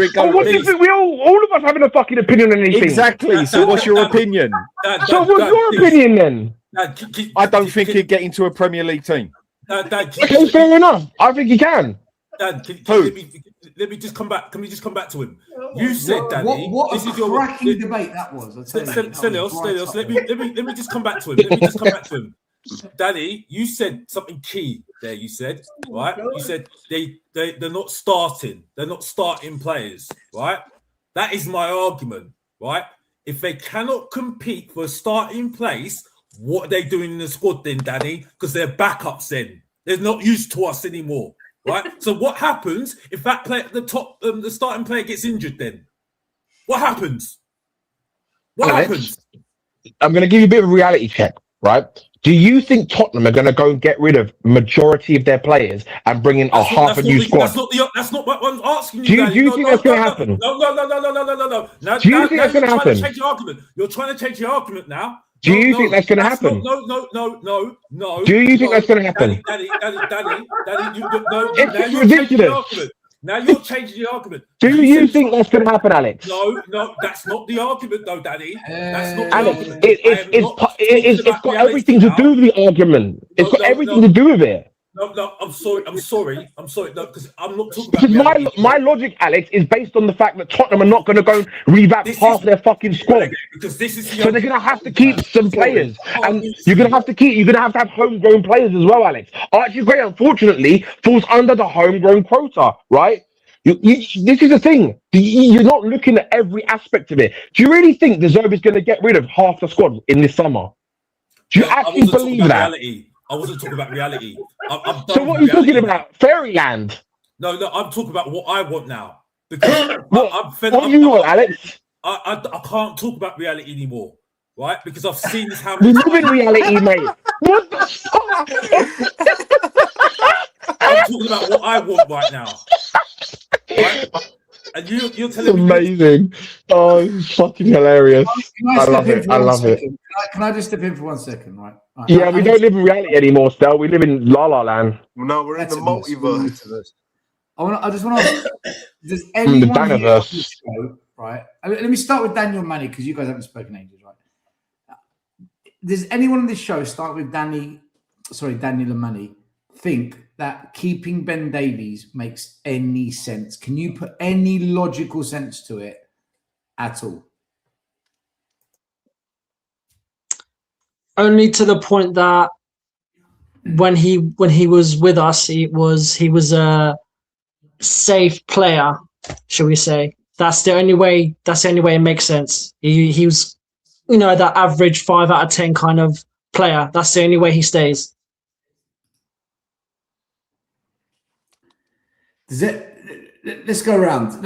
Sean, let me come to you. You ain't spoken in a while. Do you put any logic on this? And by the way, if you do say because of his coaching attributes, can't we just make him as a coach then and not a player? What's your take on this Ben Davies, 13.0 version? Yeah, no, I don't agree. Like, listen, I think he's going to end up like the next Ryan Mason, isn't he? He's going to be here 2 years. He'll disappear for a year, do a coaching badge, come back. He'll end up being the assistant manager at some point. Then he'll be caretaker manager at some point in about 2030, the 2030, 31 season, when someone else has had a meltdown and we need to bring someone in for 6 games at the end of the season. Ben Davies will be the caretaker manager. Yeah, I think the whole thing's silly. Look, I don't know what position he was. I always rated Ben Davies more than the average person. I always thought he was a solid player, never a worldie, but a solid player. But he's just broken his foot or whatever's gone on with his injury. I forget what it was. So, like, you're giving a 32, 33-year-old an extra year who hasn't played in 4 months, 3 months. Yeah, it's Nepo baby stuff. I'm not supportive of it. I'm sure he's a good guy. I know he's a good guy. I know he's part of the furniture. But, like, we're trying to do a rebuild here, aren't we? So, like, isn't he someone that's been around the block too many times and part of the issue? Yeah. Not saying that he specifically isn't a good guy, good character, but like Too many hands in that pie, basically. Trying to do like a clear out. Isn't he the first name that should be on the clear out list because it's easy to do, it's obvious, and it's so yeah. No, I'm not. I don't know what we're doing here. It screams like more of the same old bullshit, to be honest. So what's your right? That's interesting. You said that. So what is your take on De Zerbi then? If he accepts it, is that not part of the problem as well? Another manager accepting it. Well, then still, like every single player we've been linked with is not a De Zerbi transfer. It's an old link that I'm not saying that links mean anything because it could all be a load of bullshit. But I've got a list of like 17 names on my piece of paper here from a show I just did, and like 14 of them are old names that we've been talking about for 2-3 years. So at the moment, this whole lipstick on a pig thing, well, it's all De Zerbi got to control. None of it. Listen, again, knowing that it's the window, knowing that it's a load of lazy journalism, probably. But like for what we have to go on, there's nothing at all that screams anything other than more of the same. Despite them saying it's a whole, it's a new dawn at Tottenham and all that bullshit. De Zerbi. Look, if De Zerbi wants Ben Davies, if De Zerbi wants Santiago Jimenez, if De Zerbi wants Savinho, if De Zerbi wants all these names that we've been linked with in the last couple of years, then fair enough, if he does. I don't suspect that he's a yes man. I really don't. But again, I don't know if any of these stories are true. Until they're true, they're not true necessarily. But for what it's worth, it all screams like it's like we've stepped into a time machine and gone back to 2024. So I'm not that impressed. Does anyone here find any logic at all in Ben Davies staying at Spurs, signing a new footballing contract? not coaching No. on a football. Too many hands around. Too many hands have been in that pie. If you want to look at it like that, it's just you wouldn't touch it with a barge pole, as far as Bonnie I'm Blue, concerned. yeah, the Bonnie Blue of. Exactly. I mean, if you want to go into that, if you want to go and describe it like that, Sean, then you just have to wear a condom just to poke him on Facebook. I would not bloody go near the thing.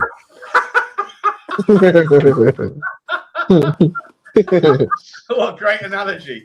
Yeah, I love Dan's analogies. Man, don't just walk. Sensational, Dan. Sensational. Yeah. Thank you. Nice. Just describing it the way you described it, basically. It just, I love it. seriously, if we go and get him, it is that is lunacy. That is demented. Whatever. That is no. I don't know. Just no. Simple as that. No. I have no idea why they do that. Why they want to bring Ben Davies in for another year. The only thing I can think of is that because I think he's doing his coaching badges, isn't he? At the moment, I think he is. Hold on. Sorry, Danny. Just 1 second. Andreas, Right. who was that who just came into your background, bro, when you turned the camera off? What was that? It was my mum. She was just bringing up it was my birthday today, and I left loads of presents down there. No, happy birthday, Andreas. Happy birthday. Happy birthday. Thank you. I Happy didn't birthday, actually Andreas. I didn't catch what happened. I just saw another figure, and then all of a sudden the camera flips, and I was like, "Oh, someone's got something to hide." Nah, Let's do you know what it focus. is? Do you know what it is? I said to her earlier. I said, "Don't walk in. I'm going live." And then she just walked in. I was like, "Oh, bless her. I'm not going to shout. I'll just mute it, shut it off, and then just yeah. I think she heard about Ben Davies and she got pissed off and had to have her say. Nice. No, honestly, I don't see any common sense or any logical thinking into why this guy's still like. If your milk goes fucking wrong or your jam goes wrong in the cupboard, you don't keep it there. You fucking throw it out. Exactly. Do you know Yeah. what I mean? Like, why is he still here? Why is he still here? What I don't understand. If anyone can seriously think of a reason why he's still, if he's doing his coaching badges, keep him in a coaching stopgap that we don't need. It's just I don't get it. You know, Especially just I getting don't get Robertson it. in as well. If we've got Robertson in for the squad player side, yeah. then Ben Davies definitely a million years should be on his way well and truly. Robertson, I can accept as a squad player. I feel he'll have a lot more to offer than Ben Davies does. Okay, Ben Davies. The only thing I can think of, Dan, is that because we had so many injuries in the last couple of years, like he'd be like the reserve kind of player, like the third or fourth choice. If we have a situation where we have like so many injuries again, and then we have to use him basically. That's the only thing I can think of.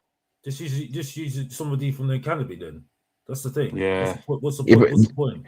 Because they're not gonna. Because if you're trying to go for top six, for example, you're not gonna bring in an academy kid. I doubt De Zerbi's gonna do that. Yeah, but you're complaining about Davies. I know what you're saying, Alex. I know what you're saying, and I get you. I would rather use an academy kid too, but I just don't think they're gonna do that.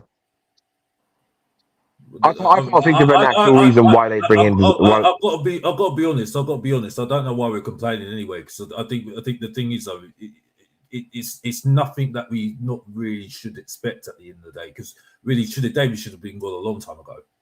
Let's be honest here. You know what I mean? This is the thing. I don't know another so-called big six side that has their Ben Davies. Like who is Arsenal's Ben Davies? Who is Chelsea's Ben Davies? They don't do it. Chelsea bought in Thiago Silva, and then they let him go when the time was right. They didn't just keep him around. Obviously, we're talking about. He was a class centre back. Yeah. Chelsea's right back that never bloody plays. That's the closest to it, but he's 10 times better. Reece James, you mean? Reece James, yeah. Obviously a lot better player, but never bloody plays.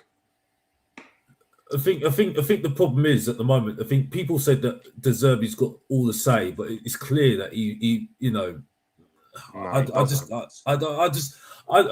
don't really get it at the moment, really, because he did keep us up. Technically, he kept us up, didn't he? So really, he really should get the. He's the only really football guy there. So I think none of us know what's going to happen until that transfer window shuts. Right? We all have ideas. We all have theories. We all have assumptions because of what the past. But we don't know. None of us know. And I was saying to Dan earlier, right? Mm. Every year, I always say I'm going to wait to the 1st of September, then I'll tell you what I think about the season ahead. The window, yeah. I'm not doing that this year. This year, I'm not doing that. The first game of the season, when a ball is kicked and we're playing for points, that's when I'm going to judge, because that's when It the matters. rewards of winning, Yeah. losing, drawing in. And Yeah. waiting 3 more games when 9 points have already been played for, it's too late for me.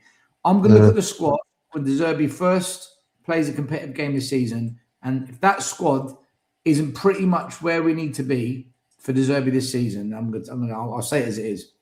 Because right now we don't know what the squad's going to look like. We could just go through July and just clear everything out. We might make 3 signings next week, and everyone's like, "Bloody hell, this is different." It might be the same. Like, it's so impossible to tell right now. It's all gossip and rumors, and that's what we're doing, isn't it? That's what we do every year. But it is clear as day. There's a significant amount of players there that need to go, and like you say, you got to get. Well, De Zerbi said it himself, Dan. He said it himself. He said he wants to build a whole. He wants to build. What was his words? He said he wants to build a top team, this season. That's what he said, didn't he? Yeah, but Danny, that's every manager says that. Has said that as well over the years. So yeah, but the difference is, Alex. The difference is the managers have said that over the years didn't finish 17th 2 seasons in a row. Right, There's the club is on its knees. Don't make no difference. So that still don't make no difference. So there's no difference until there's a difference. Exactly. Until you see a difference. My opinion is that they're going to do something a bit different. Maybe not to the extent we all want them to do, but I think they'll do something a bit different, because I think Daniel was saying it earlier on. Like if they don't, then they're going to be in the same situation the coming season. They're going to be in a relegation battle again. I think they're going to put different makeup on the same pig, and then they're going to say that's the difference. That's my guess. I don't see anything that's changed at the moment for me. Well, obviously, Alex, it's just but it's just a feeling at the moment, because I just think with the things that we're saying right now is what we say every single summer, and at the start of the summer we always say it. And it's not let me ask you a question, Alex. Do you not think that finishing 17th 2 seasons in a row is some kind of warning sign to the board that if they do not act accordingly, right, they're going to be in a situation where potentially this team could go down, and they will plummet their value of their assets, right? It will plummet if they go into the championship. So do you not think they want to keep their asset? They want to keep the asset relative to where it is and where it could be.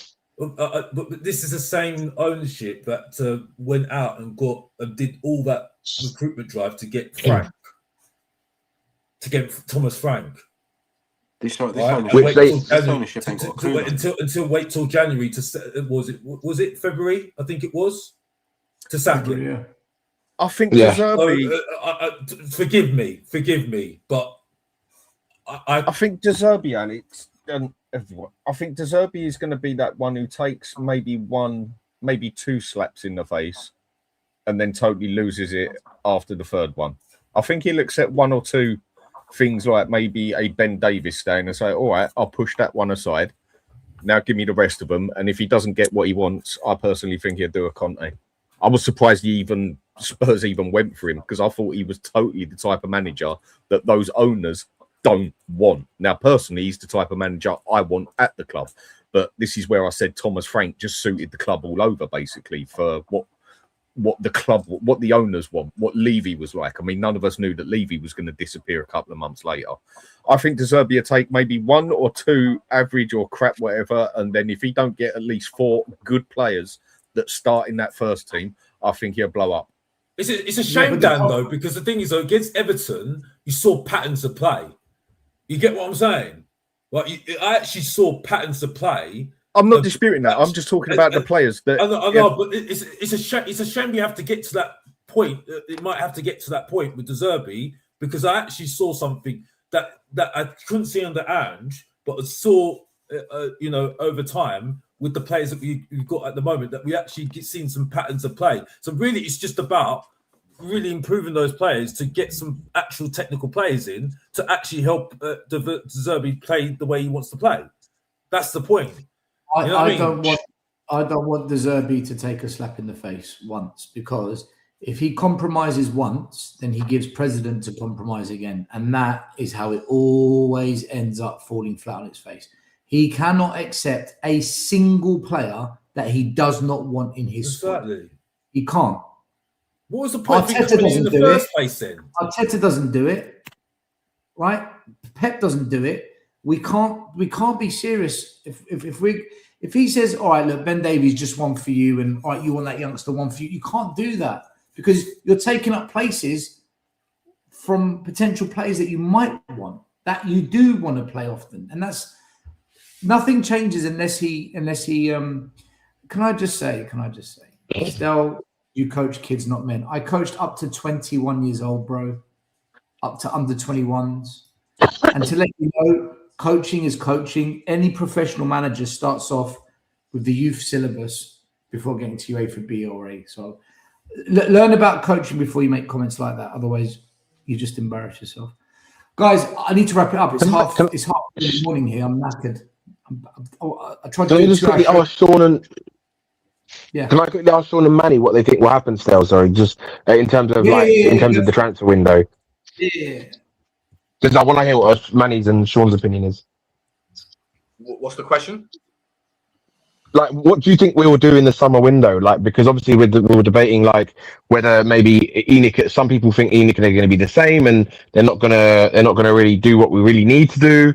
Do you think it's going to be a different summer window, Sean, or do you think it's going to be kind of more of the same? And same for you, Manny, as well. I think we'll get another one in before the World Cup. I think we'll get someone. I don't know who it will be. Maybe we will, maybe we won't. I think a lot of the big players are away, but there's probably some players that haven't qualified or haven't gone away to their World Cup teams that we can probably go and identify. I think we'll end up on before the players all get back from the World Cup with 3 through the door. So Robertson, Senesi. I hope there's no hijack there. I'm really scared that there might be a hijack now, but I genuinely think should be okay. And then one more. And then I think we'll have like 8 new players in the squad. It won't be the 12 or whatever that he wants. I don't think all of them are going to be worldies, or all of them are going to be good players. I think there might be one player in there that everyone goes outside of Senesi that everyone goes. Oh. But for me, like the forward line has got so much work. I want to see us get Gonçalo Ramos. I think he's a 9 that Tottenham can actually get. He's only on 120 grand a week or 130 grand a week. So I think you can give him 180. And I think he's someone that moves the needle massively in the 9. I think he's an old school, straight up centre forward number 9 that can actually move the needle properly. And I think he probably would come in a thin market. I don't expect Tottenham to go and get like a Osimhen or any of those. On the left hand side, as much as people somehow want Liao or whatever, I don't think those things are going to happen. But I'd love to go and get Abdi Ezalouli or whatever his name is from Real Betis. He's an absolute. What about Nusa as well? He looked good tonight. So I think he's quality, 100%. Yeah. I think we'll move the needle gently. I don't think there'll be that many worldies, but I think Gonçalo Ramos would be an absolute needle mover that would make me go, okay, now we're back in the game. Now we've got someone that can bang in 15, 16 goals next season, and then build around that. And then we'll see what we're doing. Do I think it's going to be a worldy window? No, but I do think it will be a very busy window for sure. Yeah. Okay. For me, I think it's going to be one of those about another 1 or 2 signings. I think now because we don't have Europe, there's not going to be a lot of money to spend. So I think it's going to be one of those seasons where we're going to look like a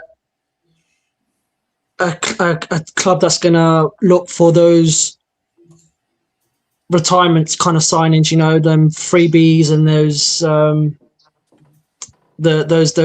players that the other clubs don't want anymore, kind of thing. How we used to be. I'd love a signing like Wharton or a Scott from Bournemouth, but I know it's not going to happen in this window because obviously Wharton's got European football and obviously Bournemouth are on the high. So I think they've got European football as well, haven't they? I'm not sure, but I can only see 1 or 2 more signings this season, and I think that with like De Zerbi, I think that there might be 2 signings that he hasn't signed off for. So I think it's one of those situations where first one is shame on me, the second time shame on you, and then I agree with Dan. If it happens more than that, I think he's going to do a Conte as well. So, but yeah, I can only see 2 more signings coming in.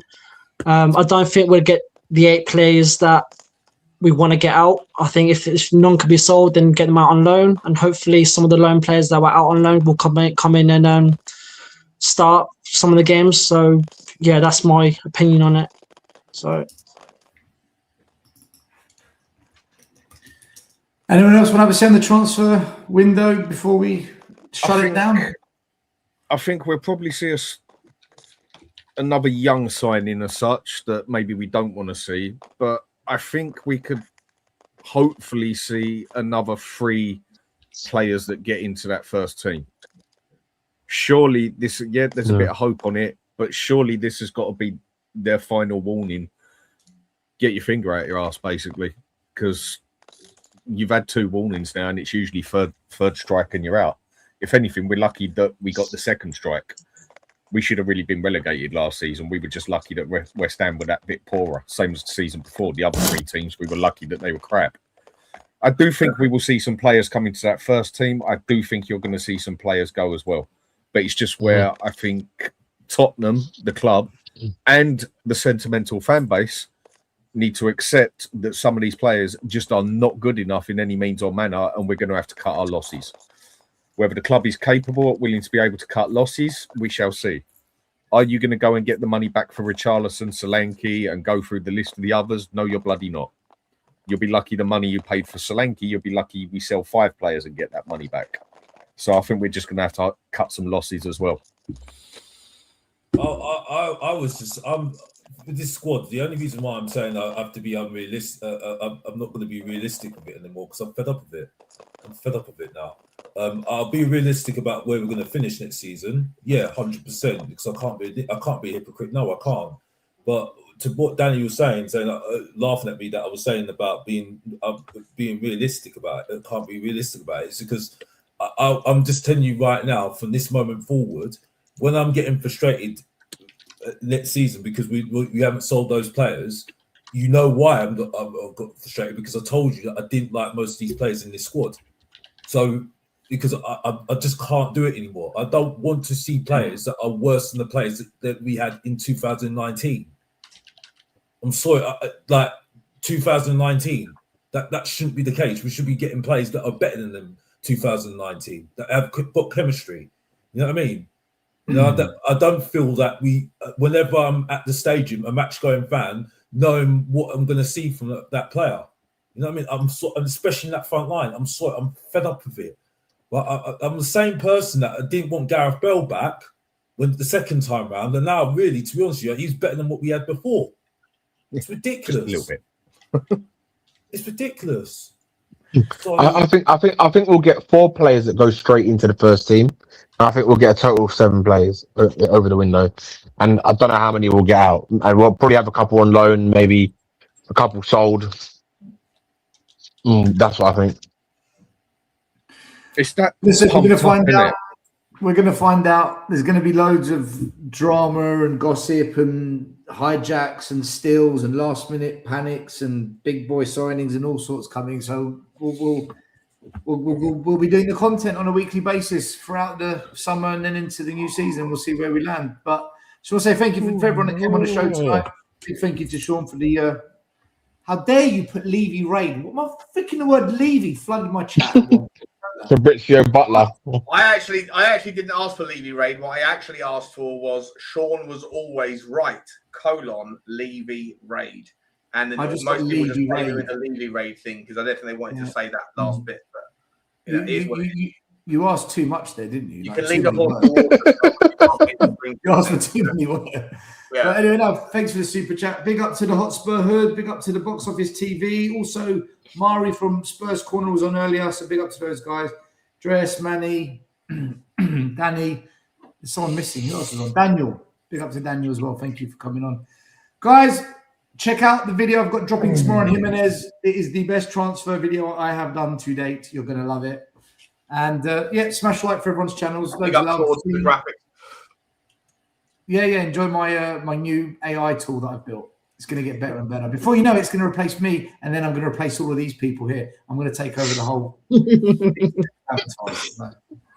All right. Absolutely fantastic. Still, you're going to get myself a little bit of Harry Redknapp involved, are you? Absolutely. We'll get the AI band back together, mate. Absolutely fantastic. That's too good, man. Listen, look after yourselves. Peace. Thank you, Stay, y'all.